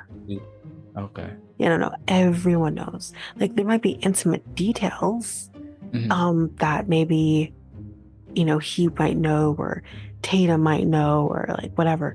But everyone knew about her mother, the circumstances around her death. Everyone knew that because it was a huge case. It was a huge case, so everyone knew. So it could have been anybody. Anyone in that town could have done it. Yeah, it didn't have to be Billy. But I mean, it was Billy, but it didn't have to be. yeah. It's just like it's just the movie was just telling you that it was him. I just like. But again, you gotta remember. But it kept you guessing and thinking at the same time. Exactly. That's the point of it. Yeah, They're going to do that because they want you to think it's Billy, but then they also want you to question yourself in the same way that Cindy's questioning herself. Like, is it really Billy? So that's the whole point of it. But the crazy thing is, like, with most movies like this, it's like they're trying their best to make you think the boyfriend did it. Yeah. But then the boyfriend actually didn't do it. In this case, the boyfriend did it, but the twist is Stu is also doing it. So that's where the twist is. But this movie's so different because it's like it's supposed to play to that, but then it's like, oh well, it's actually him. So but yeah, no, it's you're meant to be a second guess it. Yeah. I give them one thing. They did a better job than The Glass Onion, the second one on Netflix. They did a terrible job. I never seen it. That. I heard it was bad though. I never saw it. Yeah, it got a good rating for some reason. Well, Glass Onion's not just on Netflix. It was in theaters. It debuted in theaters and then it was on Amazon. Yeah, it's on everything, not just Netflix. I heard the first one was good. The second one. Yes, the first one's good. The second one's not. It didn't even keep me like they just tell you that it's a killer and it didn't let you even it didn't keep you guessing. But the thing, if you're going to do stuff like that, and the Criminal Minds has done that as well, where they'll tell you who the killer is in the beginning. If you're gonna tell me who the killer is, there better be a really good reason why you are. And if you're gonna tell me who the killer is, then you at least need to tell me leave me guessing as to what the motives are. Yeah. And if you're not going to allow me to find out what the motives are, then there's no point in telling me who the killer is. It just didn't. It was terrible in my opinion for a mystery thriller movie. So, but Scream did a good job with that. Like, just like it told me the killer, but like Wes Craven is he's amazing in what he did, right? Yeah. So yeah. Scream risky to do that too. It could be risky to tell you that the movie can tell you. No, all movies do it. All movies do it. But you gotta have like a good writing towards it. Like you gotta have really great writing towards it. Yeah. That's why I said it's extremely risky, right? That's a risk.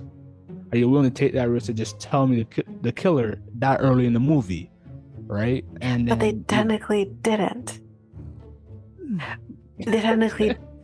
Yes, because now you know who it is. Yeah. And some people, can come to those conclusions. Like I've definitely come to conclusions like that with other movies where I'm like, okay, no, come on, like that guy's the killer. But you don't. It's not like glaringly obvious, right? Yes, the phone dropped out of his pocket, but it's still, to me, as a person, like obviously I've seen the movie, but as a person who, I'll pretend like I haven't seen the movie before.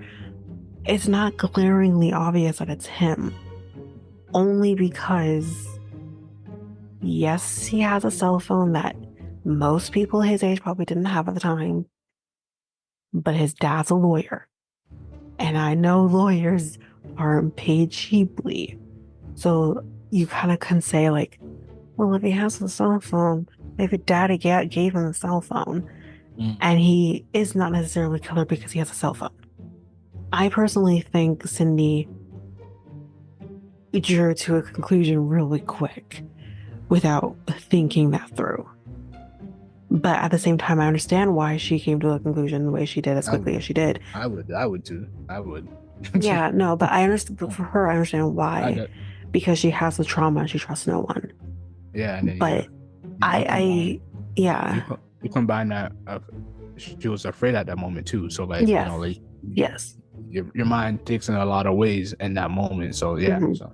If anything, to me, the cell phone wasn't as glaringly obvious as he just happened to be in the neighborhood hearing her scream. Yeah. That to me was more like, what? Why are you? No, you must have been there. And for what reason? The cell phone isn't. I think the cell phone coupled with that, is in more of the issues, not just the cell phone. That's the issue. And you see, going like a little further towards that part, the mask at the front just give it a little bit away. The mask. Oh yeah. At the door.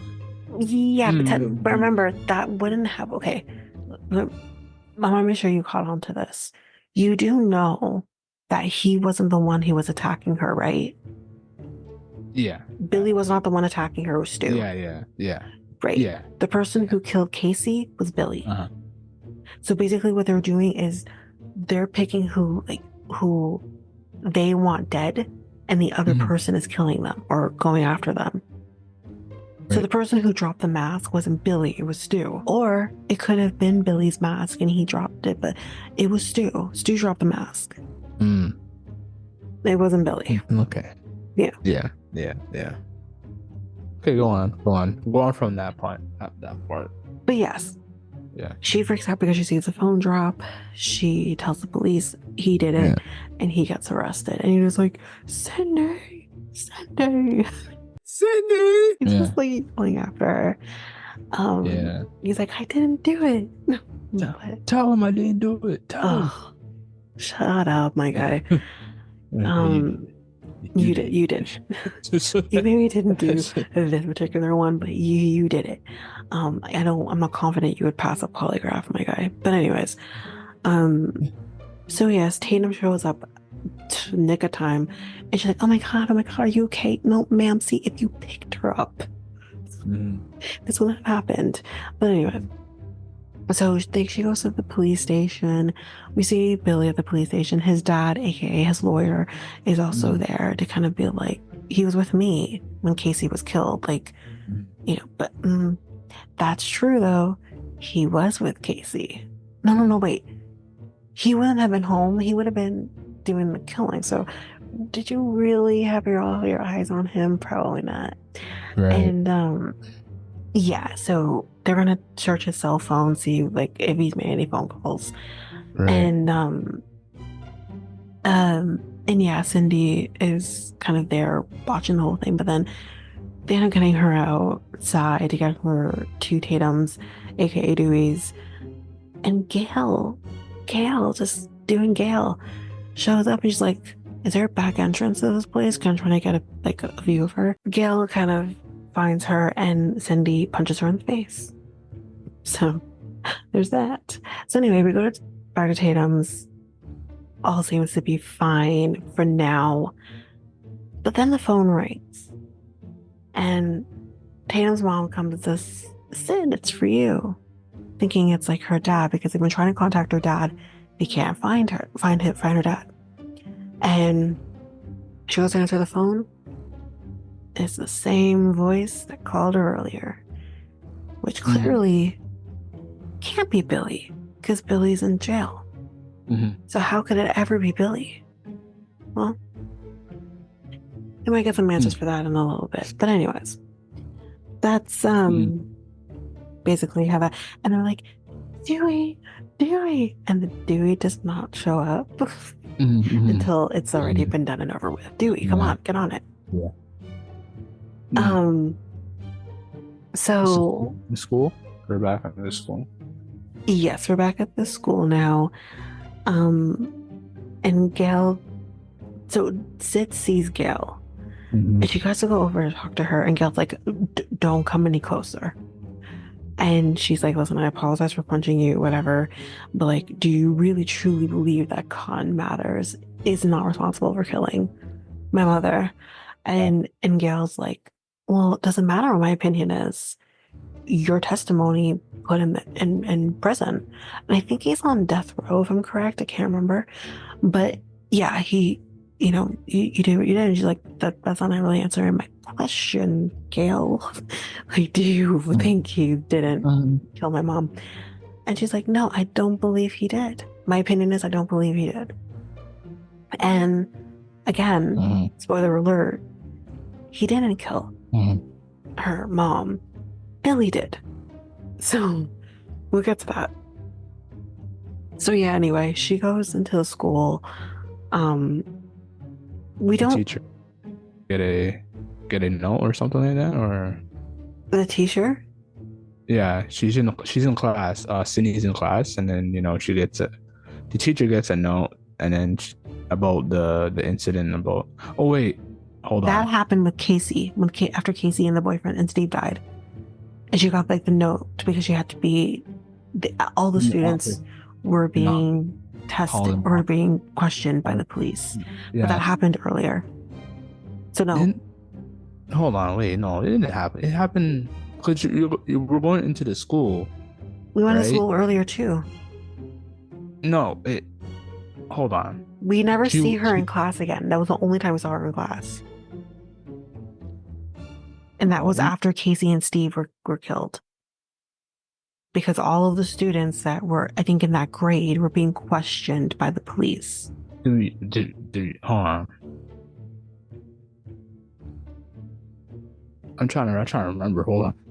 Okay, let's just keep going because remember we're only doing the 40 minutes. If we okay, so I wanna. Did you find that weird how the principal was touching her chin? Oh, for sure. It's something. Yeah, at that time, like the way how that was written, like what? Principal is interesting. It was the 90s. Even then though. Yeah, don't touch me. Don't touch me. No.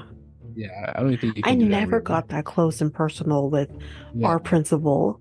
Like, what? No. That's great. I don't even think my principal knew my name. I was like, how are you touching her like that? We had a lot of students in our school versus I think the Woodsboro High School. It's a small town, but nah. If it was her dad, I'm like, okay. But yeah, her dad. I was thinking of her dad. It was her dad. I was like, is that her dad? No, touching her the principal. It was principal. I was like, principal. What? But anyways, let's continue. Okay, so no, we don't see her in class again. Okay. But what happens is she's in the hallway. She sees Billy.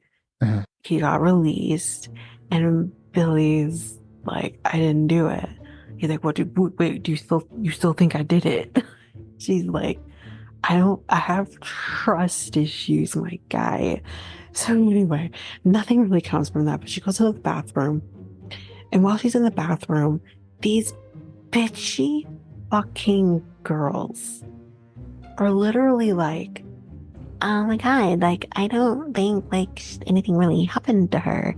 She's crazy. She's like a whore just like her mother. Oh my god, you're so crazy. And it's like, oh my god, I want to beat you both. What the fuck? They're so mean to her. And she's better than me because she goes and hides in one of the stalls while they're talking shit about her. I walked out of there and been like, and watch how quickly they shut the fuck up. But she didn't do that. She's not me. It's fine. But anyway, the bitchy girls leave, and she goes back out, and she kind of is saying one of the things that they said to her about her, kind of back to herself. But she's starting to hear weird things in the bathroom. Maybe she potentially has company. She's kind of looking around, looking under the stall. She's not saying anything. And then she's like, maybe I was going crazy. And then she hears something again, and she's like, no, for real. She's like, hello? There's someone in here. And she's looking down again under the stalls. And then you see a boot and another boot. And then what is clearly a ghost costume going down. So he's in there with her. And And she's like, oh, fuck no. So she runs to the other side of the bathroom to get out, and he's coming out, but she's able to run out. And yeah, she's obviously very freaked out. But yeah, he was in the bathroom with her. And clearly it wasn't Billy, because we just saw Billy a minute ago. It would have been Stu. Now, if we are seeing kind of a pattern here, Stu had one job, and he couldn't do it. That's all I need to say. Because every person that Billy is supposed to kill, he actually successfully does. Stu, on the other hand, he had one job. Thank you for not doing it. But I'm just saying, you had one job, my guy. You suck at this. Anyways. Prior to that, though, what I didn't mention is the kids, the stupid boys who were like pranking Cindy or whoever with the ghost costume. They get in trouble with the principal, and the principal's like, you know, you should be disgraced of yours, you should be ashamed of yourself, and you know, blah blah blah, you're expelled. What? Just make them clean like erasers or something. Give them detention. Not even suspension. Detention, my guy, not expulsion. What is happening? It doesn't matter though, because he's not going to be able to write up any reports on any type of expulsion at this point, because he's alone. There's no one around except for the janitor who used to play the guy on Nightmare on Elm Street. I believe he played the guy in Nightmare on, or if he didn't play the guy in Nightmare on Elm Street, there's definitely a throwback to the costume from Nightmare on Elm Street. Anyways, he is the only person that's around, probably not for long, but he's like looking around and you can tell someone's like fucking with him. And one of these two idiots, I don't know which one, this felt so weird, but they killed the principal. I don't know why though. And I don't know who did it. Maybe Billy? But like, I don't know who did it. And I don't know why. I feel like that part. It felt so weird. It didn't make any sense. It didn't make any sense. What was the motive for him to? That's what I'm saying. And they never explain it. They never explain why. What did the principal? Wait. What? Hold on. Okay. Yeah, no, it makes sense. Hold on. Okay. I'm hearing you. They were expelled.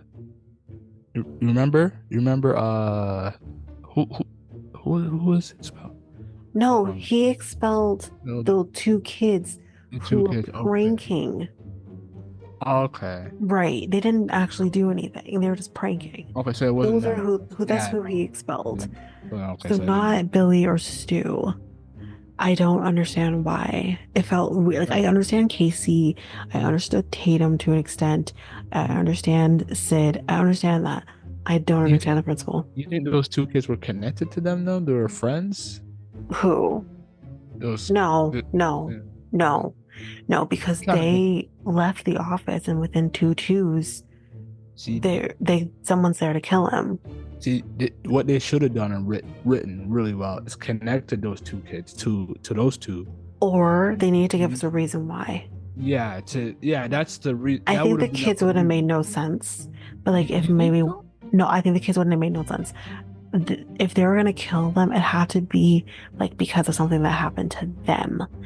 Because they're narcissists. They only care about themselves. There has to be something that connected him to them, one or the other. The way how I would write it is the way how those two kids left the office and meets either Billy and what's his name. No, but they're selfish people. Why would they care that some 2 kids got expelled? They don't care. They're selfish. It has to be about them. I mean, what they should have done is made them as friends. No, that's still not enough. They're killing their friends. Casey got killed because she broke up with Stu. Okay, that's right. Sid is being attacked because she won't fuck Billy, and because of her mom's affair with his dad.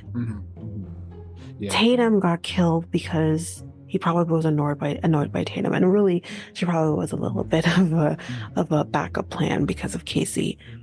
That all makes sense. They're all people who are connected to them and being killed because of something that they did or didn't do or whatever, right? Okay. The principal makes no sense in that sense. Yeah. Unless the principal put them in detention, was going to suspend them, expel them, whatever. That had to have been connected to them. A friend being potentially expelled, that doesn't make any sense to these guys because they are selfish individuals. It has to be about something happening to them. They must have cut something from the film. Either they cut something from the film or it just wasn't explained. They had an opportunity to. They had an opportunity to, because when they're at the party later and the other kids are like, oh, the principal's been killed and he's out on the football field. That was the opportunity to tell us why. But they didn't. I really, I'm wondering, did I miss something? Listeners, if you know something, come at us and tell us. But I don't understand why they killed the principal.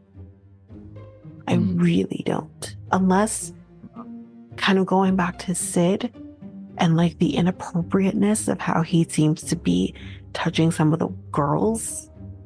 Maybe there's something has to do. Maybe. Is there a room? But again, it has to be. I don't know. I don't think so. But it has to be somehow connected to them, and it has to be someone close to them, whether it is a sister or something like that. Yeah. Yeah. Well, if they were a roommate, they should have got some type of girl that says something about the principal. Exactly. You need to give, if anything, because I think Billy's an only child, you could have given Stu a sister and connected them that way. Yeah. And then that's what's going to do it. It has to be someone close to them in that sense. Yeah. Yeah. So. Yeah. I just never understood why. It makes sense at all. It doesn't make any sense. Yeah. Yeah. Anyway. So yeah, that happens. So later, after that, Stu says, yeah, there's going to be a party at my house tonight because what's happening now is that they're putting a curfew in place, a 9 p.m. curfew, which makes no sense because I feel like if you're going to have a curfew and you literally have police presence at this party, doesn't a curfew mean you have to be at your fucking house? And then the police is there too. And the police, you have to be there. So it's just yeah. And you have the sheriff being like, Dewey, watch her during this party. What do you mean? That's a writer room saying, fuck it. So I'm writing this anyway. Oh my God. We have to have our end scene. Curfew or not. We have to have our end scene. Whatever. It's writing this anyway. It's just yeah, but no, it's they had to have that connection. I think honestly, the curfew is put in place because just kind of Sid says, they need to have that kind of connection to another movie, and that is The Town That Dreaded Sundown.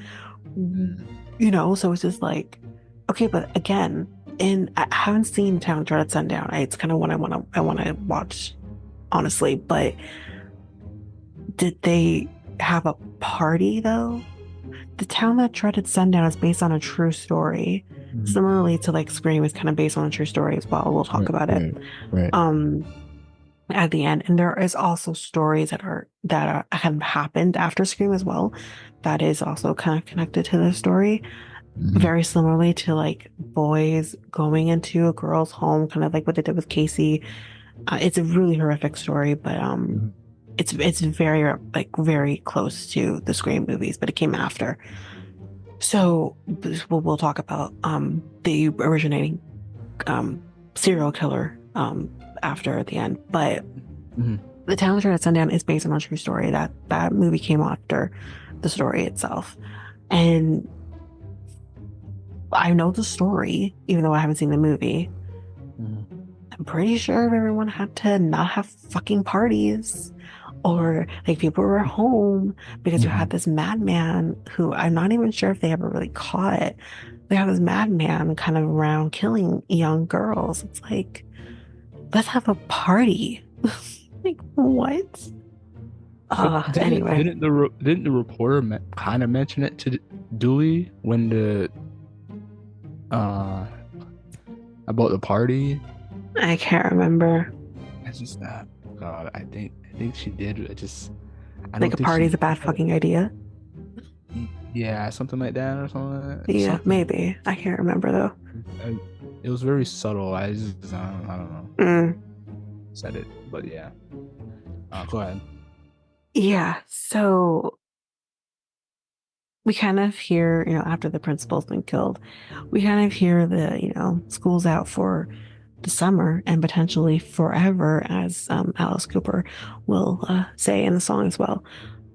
So we kind of hear that and whatever. And where we kind of see Tatum and Sid talking about, her mom and who could have killed her. And Tatum is maybe on Gail's side a little bit, isn't really convinced that Cotton did it, which is interesting. We don't hear a whole lot about that, but she kind of just says, like, maybe he didn't do it. Maybe it was somebody else. But the main thing that I want to focus on in this moment, which I'm going to tell you, I love this movie. I hate this scene because you just see one of these little idiots watching them and kind of like running off screen. I'm like, what was the purpose of this scene? What was the purpose of having one of these idiots watching her or watching them of this conversation? Mm-hmm. It was so weird. I didn't like it. It was basically telling you that they are. Well, first of all, you're only seeing one person, which is, whatever. You still think it's one killer. Yeah. But it's just like, why? And I also want to know who did it? Who was it? I want to know who it was. Director, possibly. That's a good shot right there. I'm going to guess. That's a good shot right there. If I had to guess, it was probably Billy. And the only reason I want to say it's Billy is because I want to somehow connect it back to this conversation that they're having, because Billy was the one who killed her mom. And then, he's kind of like, shit, they're on to me. And then there's gonna and then he just dips. Like, what? Again, love this movie, but my whole heart, my whole being, hate the scene. I don't care what the conversation, I like the conversation they were having, but I hate this whole, he's just creeping on them. I want the idea of someone's watching, but I don't want to see him actually watching because it just throws me off. Because in this particular movie, it just throws me off. I didn't like it.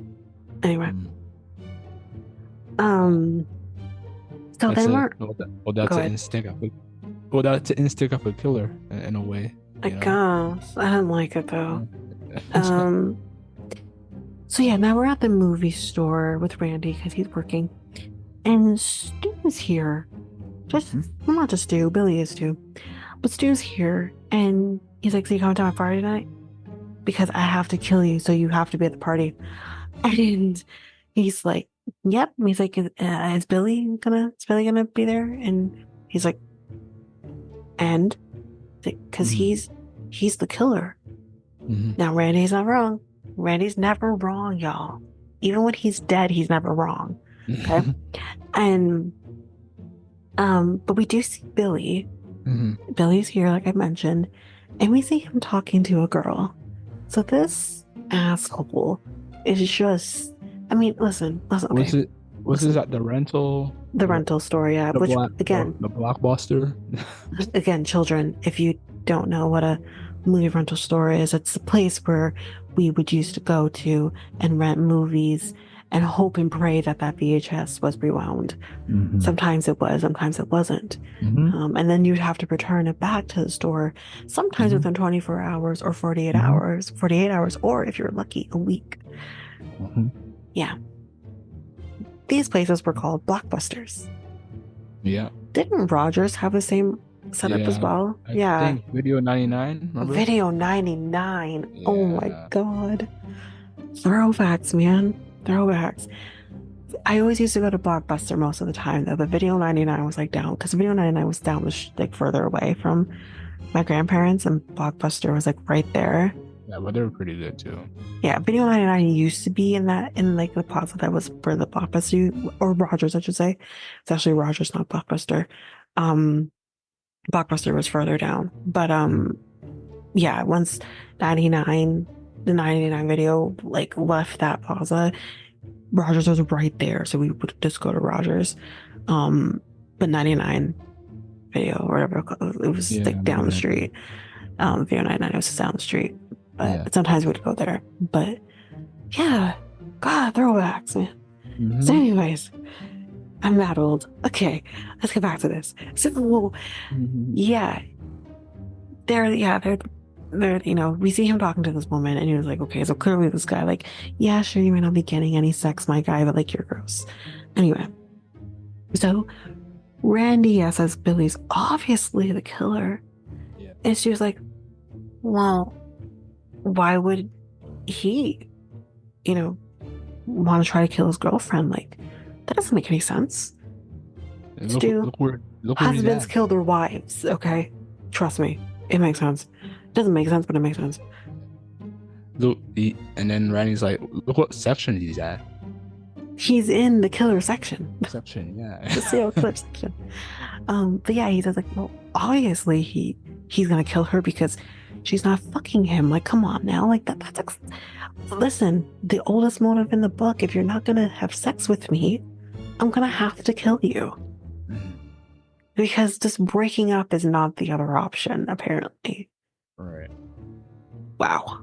Anyway, so, yeah, so he's like, you know, he's that. So, and you know, what's his name? Billy and Stu. Call him Stu. Yeah. Do not call him Shaggy. You know, Stu and Billy are, you know, when they leave, they're like, yeah, he's on to us. Randy's on to us. Of course. But then like Billy kind of shows up just as he's like saying like, you know, he's the killer, and he kind of comes up behind him, and it's like, you're not helping your case, Billy. Yeah. You're really not, because you're scaring me. You're hot, but you're scaring me. Yeah, the way how they just painted him, each scene, he looks darker and darker. Yeah. Like, but here's the thing, like, we as the audience, at this point, come on, we have to know. But you gotta also think of yourself from like a woman's perspective. It's like, how does Sid not see that like he's, because again, if you're killing people like that is what's gonna happen. You're gonna get darker, because like it's like you're rotting from the inside. And yeah, we see this, but how does Sid not see this? Well, because we love a bad boy. That too. That's all it comes down to. Possibly because of the phone calls as well. She had a little bit of a hint in the back of her head, but it wasn't. You think? Like, yeah, they used voice things. It was. It doesn't sound like them. It was still kind of there, and not there, initially. But like, yeah, not initially. Towards the end, yeah. I think they're trying to bring that mask down, but initially, no, it doesn't sound like them. I don't think it sounds like them initially. So yeah, we kind of see the town's getting quiet. Town's at sundown, because again, we have to have this party. Anyway, and we also find out that it's actually the anniversary of Sid's mom's death the next day. So there's this connection of that. And actually what they're starting to believe is that her dad is behind it, because maybe her dad has had this snap moment and he's gonna kill all of these kids. I didn't buy it. I didn't buy it either. Didn't buy it at all. If anything, I thought that he was killed. I thought he was killed. Yeah. Not so much that he's the killer, but he's been killed. Yeah. And again, that kind of comes back a little bit as well in the fourth movie as well. Not so much the father, but they do kind of have like this guy they're going to kind of try and plant the death on, that kind of comes back again in the fourth movie. I mean, if it was the father, like, just to say, like, what's the motive? Yeah, of killing Casey, Steve. He didn't have that much of a motive. No. During this, with that one scene, like when he came upstairs and opened. Did he open the door, or did he just knock the door first? He knocked first. Okay, and then I heard, and then opened the door. Yeah, knocked and then opened the door. And then he says he's going. Somewhere. Yeah. But But even without all of that, it's like, what is his motive for killing Casey and Steve, who had nothing to do with the death of his mom? Like, that is what throws his whole thing, the whole theory out, in my opinion. And again, like, killing his daughter, okay, maybe I can see that potentially being something, him wanting to kill his daughter. It's sick, but I kind of get that. But then again, we kind of go back to, why would he have wanted to kill Tatum? Spoiler alert, guys. Why would he have wanted to kill the camera guy? Why would, again, spoiler alert, why would he want to have done any of those things? Again, it throws that theory all the way out the door. Why would he even want to kill the principal? Because the principal seems to have been, even though creepy with young girls, seemed to have been really supportive about the mom's death. So then why would he have killed the principal? All of those theories just out the window if you're going to try to pin it on her father. Yeah. So that didn't make any sense to me. Yeah, it didn't make any sense at all. Well, good thing it didn't. And then it didn't come to that. You would need to explain towards the end on why and more. Exactly. If they did that, but they didn't do that. They did. Yeah. But now we're at the party, and we kind of have like all of our players here, because we're going to kind of go through this a little quickly because it's a lot that's happening, so much going on. So we're going to kind of break it down as much as we can. So our main players in this, we have Dewey, we have Gail, we have Kenny, who is the camera guy, we have Tatum, we have Stu, we have Billy, we have Randy, we have Sid. There's kind of our main people here. So that's what's going to happen. Main point here, Gail ends up going. What? Don't forget about the camera guy. Kenny, that's the camera guy. Kenny's the camera guy. Yeah. So Gail goes into the house. She puts a camera inside the house because she wants to capture everything. Main thing about the camera is the camera is 30 seconds behind. That is important. It's 30 seconds behind. So that's kind of our first thing that happens. Tatum. So 90s. Tatum is told to go and get some beers. So she goes into the garage to go get a beer, or get beers for everybody. And the door's locked behind her. And when she goes to go back into the house, well, we have the scream guy, the killer. This case, it's Billy. The guy is there, and I think she thought it was Randy too. Listen, y'all need to stop thinking it's Randy. Why are we all thinking it's Randy? Anyways, she's like, are you gonna try and kill me now? Am I supposed to, this apartment is supposed to be like really terrified? Oh my God, Mr. Killer, please don't kill me. But this case, he's gonna kill you. So, long story short, she's not able to get past him. The beer's all just wasted on the garage floor, just gone.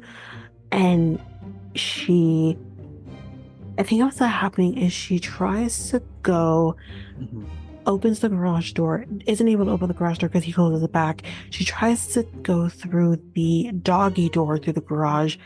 Bad fucking idea, because then he lifts the garage door open, and her neck is crushed. And she's dead. Pour one out for Tatum. She is queen. And he goes back to the house like nothing happened. So we got that. The party's now over, but everyone's like, where's Tatum? Well, Tatum is in heaven now, everybody. So Billy shows up at this point, even though wasn't Billy supposed to be there the whole time? Well, no. But yes. So he shows up at the door, and then basically yeah, the way after he killed Tatum, the way how he just looks, he's just like, he just killed another person. He's rotting.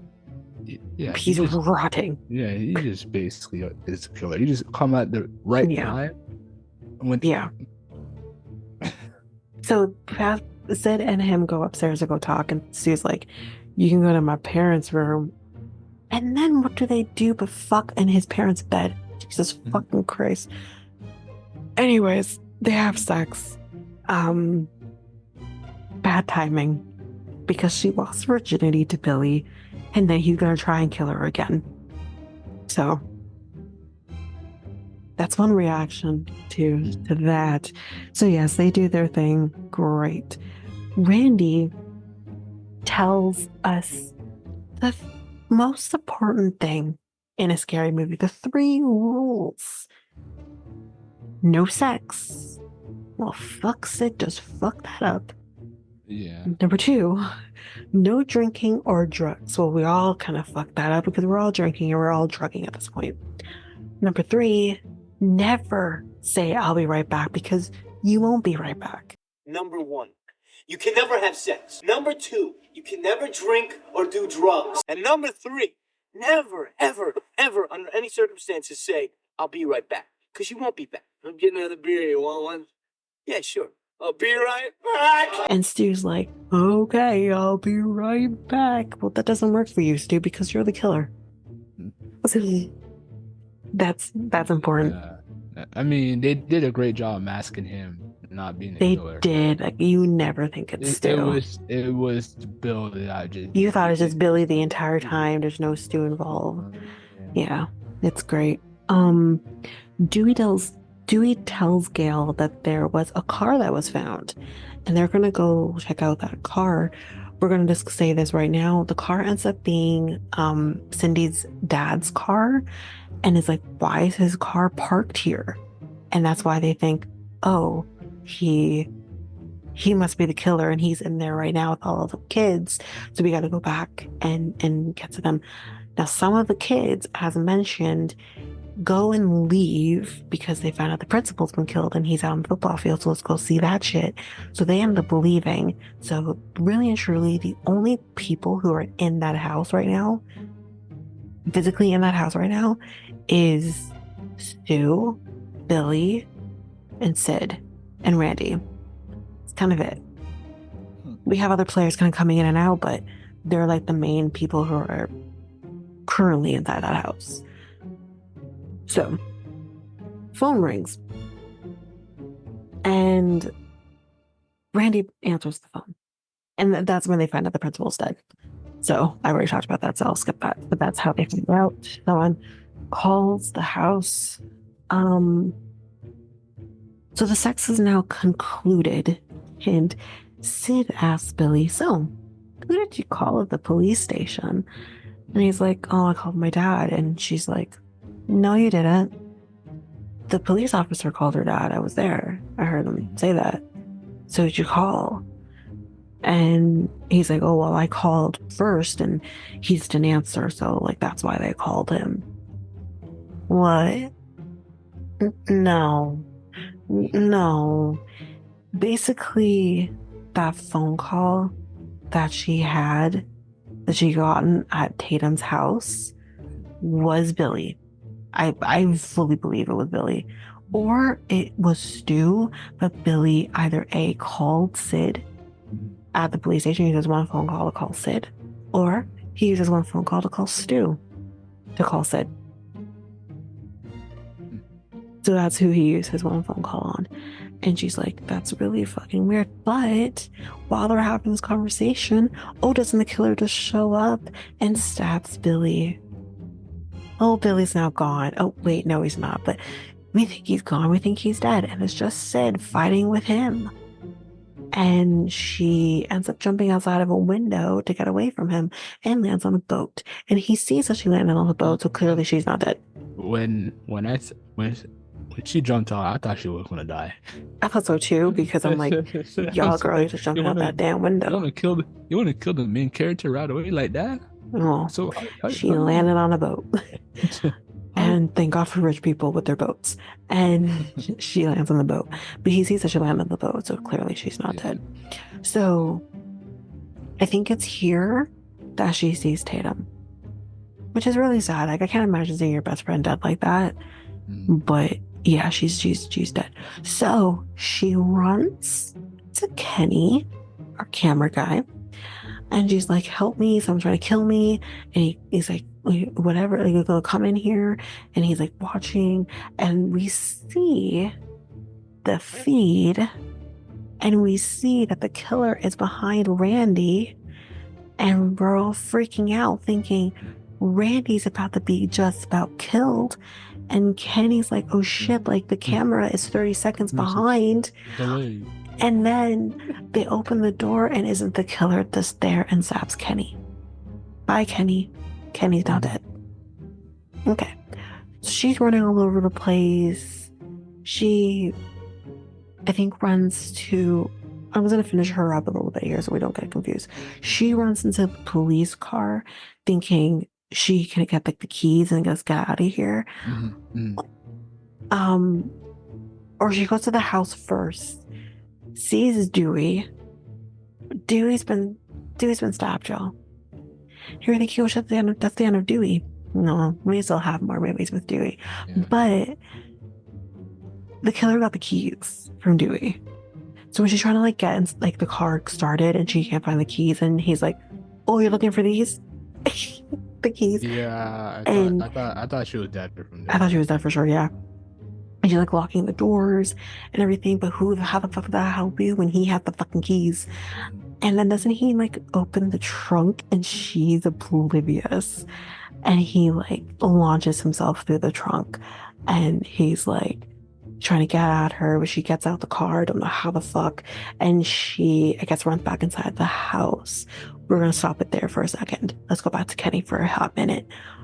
Gail goes to Kenny and she's like, Kenny, give me the cell phone. Give me the cell phone. Kenny's dead. And she can't find Kenny, but she does find the cell phone. So when she tries to like, she sees the killer, she tries to start the car up, and there's just blood all over the windshield. And when she tries to clean it, instead of windshield fluid, it's blood. And then when she brakes really hard, Kenny just comes falling off the roof of the car. And she's like, Kenny, I'm so sorry, but get the fuck off my car. It's so funny. Anyway, she crashes because she has a dead body on her. Yeah, so she crashes. So go back to Sid and her going back into the house. So her going back into the house, Dewey's kind of just lying there on the ground because he's passed out.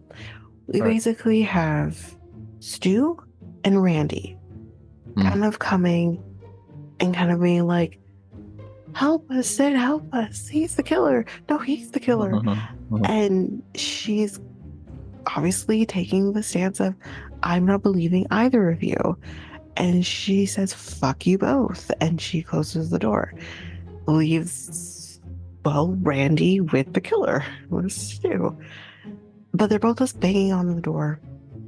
And then all of a sudden, Billy shows up. And you're thinking, oh, he lived. Okay. And she's holding a gun. She's holding, because you got Dewey's gun. She's holding the gun. And he's like, okay, you know, give me the gun, give me the gun. And you're thinking, oh no, sweetheart, don't give him the gun. Because you're just like, no, something don't feel right. Like if you're watching the movie for the first time. And you're like, no, don't do that. But she gives him the gun because why not? Why wouldn't you not trust your boyfriend, right? And it's not like they've been together a few months. Like they were together before her mom died. So they've been together, you know, for maybe just shy of a couple of years. So why would you not trust him? Right. Well, I think I'm trying to remember exactly what he says. Oh, she's like, I think everyone's like gone crazy. And he's like, everyone goes a little crazy sometimes. We all go a little mad sometimes. And you're just like, And that's when the shift happens. That's when you realize, oh shit, it's you. You're the killer. Or you get a confirmation anyway that you're the killer. And I think though before he did, I think he opened the door and let them both in, let Stu and Randy in. And then when he says everyone goes a little crazy sometimes, he shoots Randy. And then with Stu, she runs to Stu. Right. And Stu's like, with the voice messer upper, he's like, hello, Cindy. And then said, Stu's a part of it. And you're like, oh, great. So you have these two dumbasses, both of the people who are killing everybody, and they've just shot Randy. So with all of this kind of coming, Billy's basically like, oh, listen, by the way, Cotton Mather's didn't kill your mom. I did. And that was his first kill. His first kill was her mother. And she's like, well, why? And he's like, well, because your mom's a whore and she had an affair with my dad and she's the reason my mom left me. Makes sense, doesn't it not? Yeah. I mean, I understand the anger, but then, I don't know, go to therapy? I don't know what to tell you. Yeah. Yeah, he's like, abandonment fucks you up. Fair. And he's like, oh, wait, we still have the best part. Stu says that. Like, we got one more thing. Hold on. You stay right here, because where else are you going to go? I'm going to get the best part of this. And basically, the best part of this is her dad, all tied up, duct taped and everything. And he basically got kidnapped by them the minute he left his house. Yeah. What they're planning to do is make him the fall guy. So that's the whole. Yeah. That's a plan B right there. Not the plan B, that's the plan A. Plan A. That was always the plan. What are you talking about? That's plan A. Plan A was to always have him be the fall guy. Right. Yeah. So that's what they're going to do. But because they need to make him be the person who killed all these people, they're going to kill him because they're going to make it look like he killed himself. But they have to also make it look like they've been attacked as well. Yeah. But yeah, that's a. I mean, yeah, it made sense, but they overdid it. So, well, yeah, crazy. Well, yes, because first of all, I don't think Stu would have really hurt him to a point where he could have been dying, but Billy did, because Billy is crazy. So what happens here is they basically stab each other. But here's what I don't get as well. Your fingerprints are on the knives. Okay, so here's what I'll say. You have to remember, this is the early 90s. Yeah, I know. A lot of, although DNA was a fairly new thing at the time, if it even had even started, a lot of killers didn't even think about DNA. So that is very true to the movie. You're not going to think about DNA in the early 90s because they're not going to find you from fingerprints. In the 80s, they wouldn't be able to really do much with a fingerprint besides take it, leave it, and wait for DNA or technology to advance. Yeah, technology wasn't. All they could really do was like blood typing, but again, blood typing wouldn't do much. And the only thing it would do is tell you the person's blood type. So that's basically like the most that they really could do. The kind of evidence they had to kind of get is like they had to have like really hardcore evidence to be able to catch anybody, right? Now in the 90s, it was still advanced at that point in comparison to the 80s, but they just didn't think about it back then. They didn't have like the crime shows that they have now where it's like, oh shit, they can do that. That's what's really caused killers to be smart, if you want to say smart. But again, add to the fact, these are teenagers. Teenagers do not think about this shit at all. And again, like the case that I was talking about, where technically this is a few hours later where we're talking about this part of it. Earlier, when I mentioned about the case that very much mirrors this movie, they were also teenagers and they were dumb. They didn't think about the fingerprints. They didn't think about any of those things. And they were caught within hours because they were idiots. That's teenagers. They don't think about it. Which is fine. Don't think about it because you're dumb. But yeah. But yes, they're not thinking about the fingerprints. They're not thinking about the fact that like their blood, like also when you're stabbing somebody, you're also going to get hurt in the process because blood is so like oily and slippery that you're going to slip and hurt yourself as well in the process. There has to be wounds on them as well from stabbing other people. There's no fucking way. But yeah, so that's basically what they're doing. They're stabbing each other. And Billy is really stabbing Stu. Like really stabbing Stu. To the point where Stu's like, man, I'm feeling a little woozy here. I'm feeling woozy, yeah. Poor guy. And like while they're doing it, he's like, I think I'm dying. Yeah, you idiots. Anyway, I think. You know what that scene reminds me of? Mm. Home Alone. That reminds me so much like Home Alone when like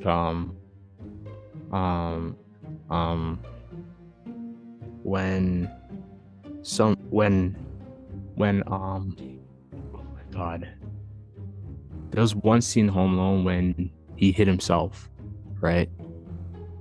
And there's a lot of scenes where they hit themselves technically. Yeah. It just reminded me of that scene. Well, that's a little different only because all of it's being inflicted upon them as like they're the team and they're being like it's being inflicted on them. Whereas in this case, they're inflicting it on each other. It's worse in some way. Yeah. Because Kevin's trying to protect his home. They're just trying to protect each other or protect themselves, really. Anyway, after they stab each other, they're like, you gotta have a sequel, right? We gotta have a sequel. Yeah. Oh yeah. Which is what's amazing about this movie. I love it. They go to get the gun, but they're like, Sue's like, it's gone. And they're like, what do you mean it's gone? Like, there's no because Sid hasn't moved. Dad's tied up. Where did the gun go? Oh, Gail. Gail has the gun. And she goes to shoot them. Right. But then she doesn't because the safety's on. And then Billy basically like just soccer punches her with his foot and just she goes flying back out the door. And he's about to shoot her. And I can't remember why he didn't shoot her though. Oh, I think because Sid went missing. I think that's what happened. Sid ends up like dipping because I think what happened is no. She went missing. Stu's like, she's gone. I think Stu went with him.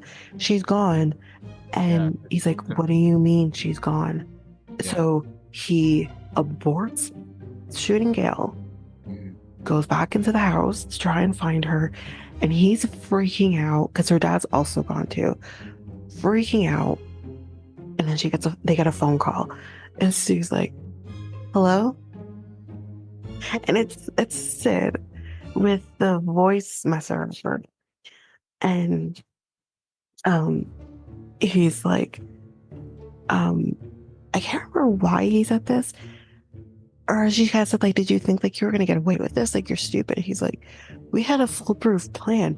He's like, but my parents are gonna be so mad at me. I'm like, really? You're thinking about the fact that your parents are gonna be mad at you? You have a death scene here, my guy. You have your girlfriend hanging by her neck in the garage. You have a camera guy just somewhere out there in the woods. You, you, you have a death scene happening here, and you're worried about whether or not your parents are going to be mad at you. Stu's the biggest idiot here, and I love him. So, yeah, Billy's kind of looking all over the place. He decides to look in the closet, doesn't see anything at first, turns his back to the closet but leaves it open, and Sid just comes barreling out in the Scream costume with an umbrella and stabs him in the back with an umbrella. I'm like, Jesus Christ. It seems very painful, but he goes down for a minute because he's been stabbed with an umbrella. And Stu enters the chat and starts like chasing after her and whatever. They go into the living room, take the TV, which, by the way, I don't know, you probably didn't know because you haven't seen the movie. On the movie that they were watching Halloween. That was the original Halloween movie. That's what they were watching. So you just kind of have Jamie Lee Curtis just screaming her ass off throughout this whole thing. But anyway, so they take the movie, they take the TV. She does. And while he's like lying on the ground, pushes the TV on top of his head, and he's dead. I mean, personally, for me, we're all hoping that maybe Sue didn't die and Matthew Lillard could come back and be in another movie. I think it'd be perfect. Just listen, if Matthew Lillard's come back for the 7th movie to be the killer again, I'd be so thrilled. Let's bring this guy back. Oh my God. They brought Billy back in a weird way, but they didn't bring him back. So why not bring... What would you think of a, like, not like a sequel that, like, you know, of like if it becomes like zombies or whatever, like if No. No. That's a totally different movie. No. You wouldn't like Scream, no. Zombie. No. Like it wouldn't be. Well, it would be connected. No. Just the it's first not that kind of movie. No, that's stupid. That's so dumb. He has to come. If he's coming back, he survived the TV falling on his head, and he's alive. But no one knew he was alive. That's the only thing that works here. Not zombies. Absolutely not. Comes back from his grave and then searches for it. No. It's not that kind of movie. No, it wouldn't. You'd be pissing so many people off. No, absolutely not. Where's the ghost face mask? Finds it in the store, grabs it. No.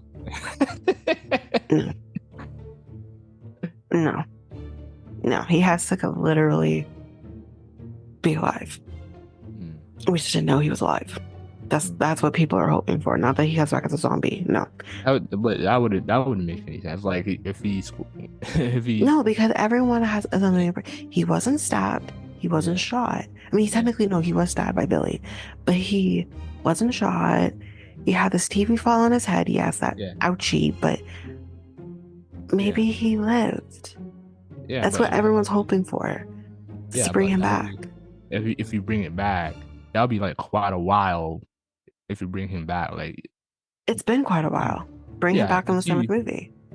Yeah, but the TV fell on his head, and then you didn't like what do you call it? You didn't do like a call. Ever did a call back towards that scene, or I can't remember if they did in the 5th movie, because the best time to have done that would have been in the 5th movie. Yeah. And I can't remember if they did. It's been a little bit since I watched the movie. It would be too long. It would be too long for them to just.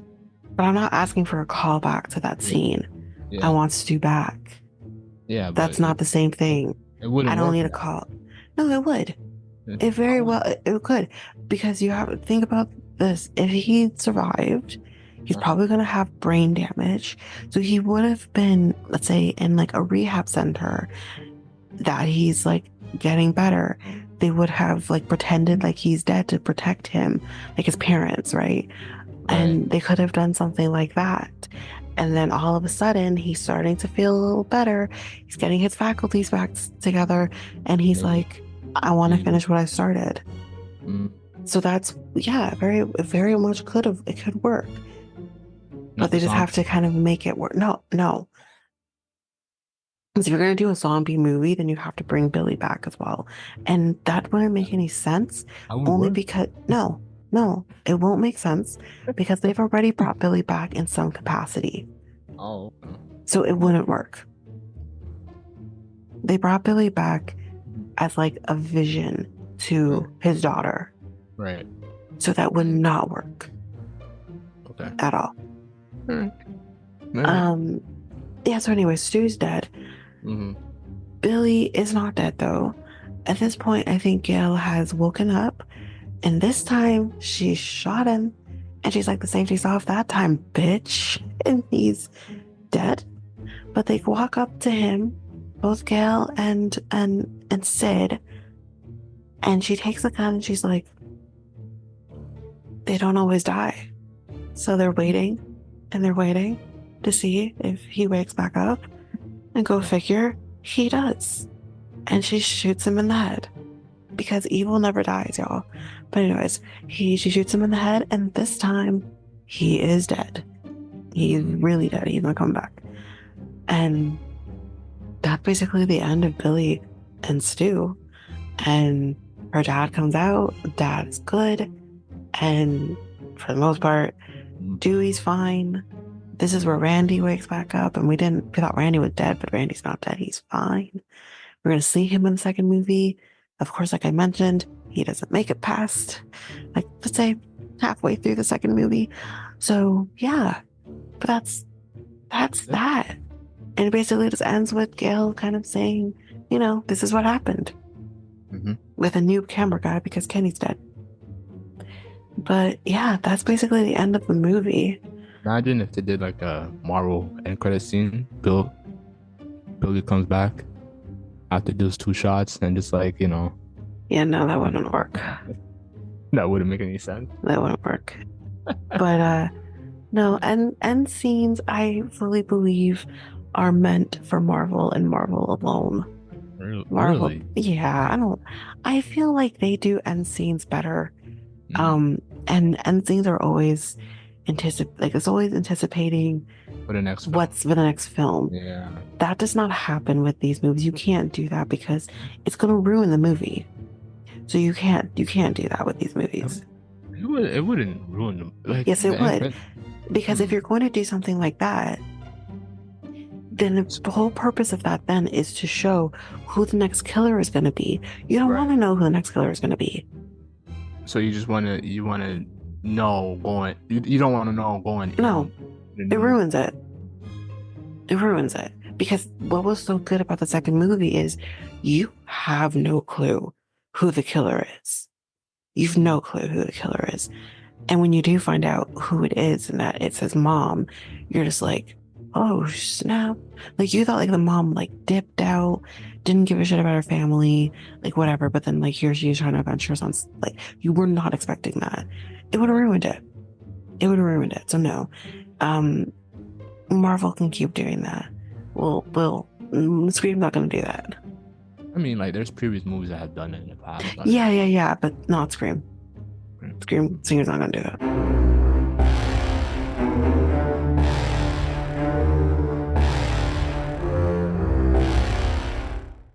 Let's just kind of talk quickly about kind of what inspired the movie. Again, I did kind of talk about this case, but maybe another time we can kind of talk about that case, but because it's a really gnarly case, but it's not the origin story of this movie, because those deaths happened after Scream had come out. So it it's not really an origin. So let's kind of talk about it. So Scream, as we know, is widely regarded as one of the greatest horror films ever made. With Neve Campbell in the lead role, the movie also set the foundation for a massively successful horror franchise. It was written by Kevin Williamson and directed by Wes Craven until he sadly passed away. Scream single-handedly reinvented the once-dead slasher genre for a new generation. While most might hold the 96 films, it was 1996, in high regard as an all-time great, it's not usually seen as one of the scariest movies ever made, as Mikel kind of mentioned. Ghostface is indeed frightening, but the tone isn't as dark as maybe the Texas Chainsaw Massacre, which I have not seen, but I know it's dark. And the origin story for that is also very fucking dark. We can talk about that another day, maybe. But Scream aims to be fun. You get anxious, you jump, but then you might laugh. So, there's that. But there's no fun to be found in its backstory. As Williamson was inspired to pen his most famous creation after watching a show about one of America's most heinous serial killers. So he may not be as notorious as maybe Jeffrey Dahmer or John Wayne Gacy or Ted Bundy, but Daniel Rowling, known as the Gainesville Ripper, was just as disturbed. In August of 1990, he went on a 4-day murder spree that would lead to the death of 5 Florida college students. 4 years later, an aspiring screenwriter was watching the ABC show called Turning Point about the Gainesville Ripper's crimes that left him so shook that it inspired him to write a screenplay that would later become Scream. Though the Gainesville Ripper wasn't a teenager, nor did he prank call the victims or wear a mask, he planted the seeds of fear in Williamson's mind, creating a feeling inside him that he wanted to recreate on the page. Daniel Rowling's rampage started on Friday, August 24th, 1990, when he broke into a Florida apartment in the middle of the night where 2 young college students slept. He found one, Christina Powell, on the living room couch asleep. He watched her, but he did not strike. Instead, he moved upstairs and found Sandra Larson asleep in her bed. He woke her, taped her mouth shut so that Christina would not hear, then stabbed her to death. He then moved back downstairs.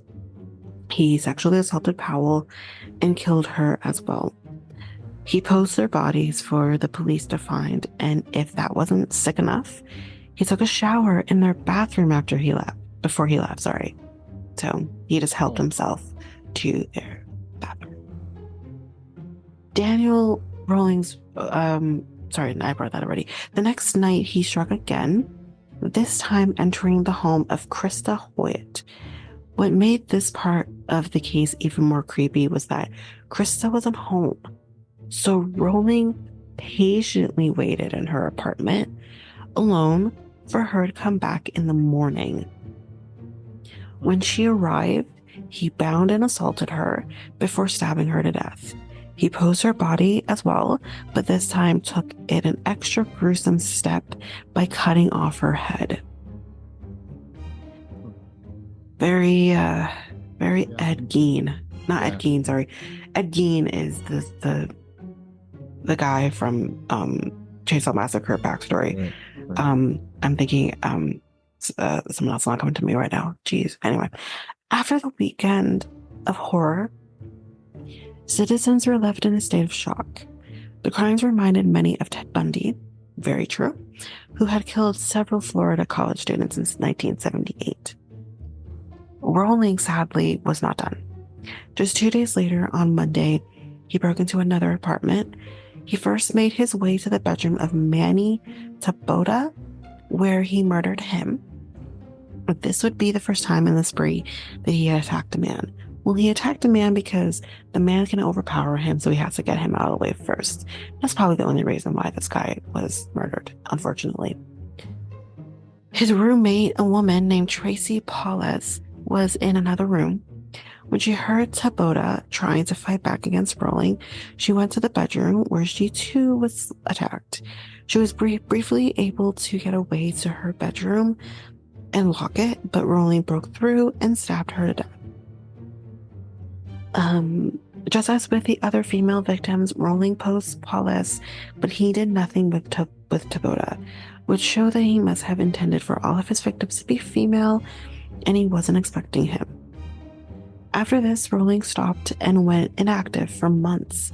He could have stayed that way for the rest of his life or waited to strike again at some point, but his past would lead to his downfall.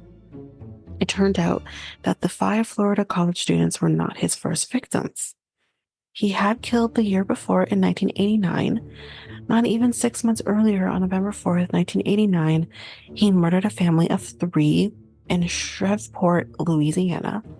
He had broken into their home and killed a grandfather named Tom Grissom, his adult daughter, Julie, and her 8-year-old son, Sean. As with Taboda and Paulus, he left the male bodies untouched, but he posed Julie Grissom for whoever would find her. Investigators noticed several similarities between the 2 murder sprees and believed it to be the same person responsible for both. While that helped, it didn't tell them who that person was. The only thing they had to go on was the killer's blood at the Shreveport scene, which told them that he had type B blood. Like I mentioned to you earlier, they could only do blood typing. The clues stopped there, but then Rowling made the all too common mistake that many killers have made. He just couldn't shut up about his crimes. While in Shreveport, a Christian couple, Cindy Jurasich, I believe, and Steve Dobin, befriended Rowling at their church.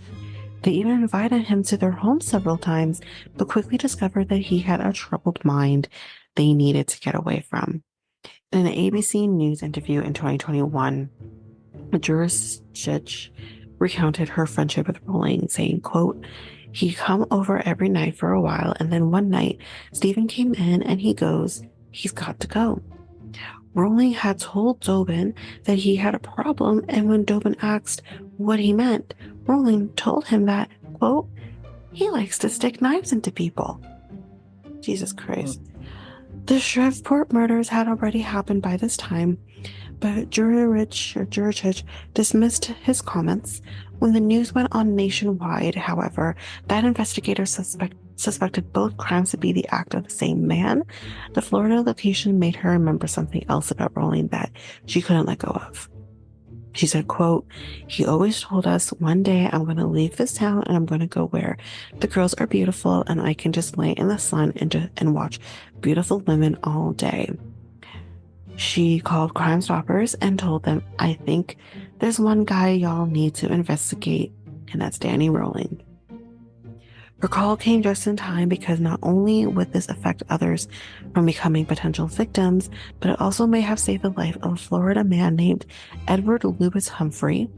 He had been arrested for beating his grandmother and was now being looked at as a suspect number 1 in the Gainesville murders. Though he would later be cleared, some still think he was Rowling's accomplice. Investigators didn't have to do much to find Rowling, as he was sitting in a jail in Ocala, Florida, where he'd been since robbing a grocery store months earlier, just a week and a half after the last murders. Everyone now knew why the killings had stopped. He was in prison. It turned out a bank had been robbed on the same day as another murder, too. With this connection, investigators looked over evidence, including tape and tools from the robbery, and discovered they matched what had been used in the killings. Not only that, but Rowling had type B blood, and in another sloppy confessional move, had talked about his crimes in a diary they found. Idiot. Rowling was arrested and put on trial. It was discovered that Rowling had suffered severe and constant abuse from his father. I don't care though, because that doesn't mean you should be killing people, which may have helped explain a little bit where his madness came from, but it would not save him. Daniel Rowling was found guilty of his crimes and sentenced to death because, y'all, Florida puts people to death, okay? On October 25th, 2006, he was executed. In 1994, as the trial for Rowling was underway, ABC aired their show about it. Kevin Williamson, our writer of Scream, was watching. While the screenplay he wrote was not about the Gainesville Ripper, it was about the fear he felt that night. Williamson then passed that fear down to all of us, and we've been living with it ever since. So that's kind of the origin story of Scream. It's the Gainesville Ripper, and it's a quick little story about what happened there. So, but yeah, that's it. Pretty cool stuff. Yeah, pretty cool. So, yeah, that's everything about the first Scream. If you guys want to watch all the Scream, you could either rent it on or buy it on, Apple TV, YouTube. You can either buy physical at a at an Amazon, or you can buy it at a Walmart. I'm not sure if they sell physical DVDs at Walmart. I don't know, but at this point, like, it's an older movie. Yeah. I'm sure people either own it or whatever. Like, I own it on YouTube, so like, it's okay. But yeah, you can either own it, rent it, either way, how you guys watch it. Those are the platforms, and it does become available on Netflix usually during this time. It's Halloween now. It always comes available, all the movies at Halloween as well.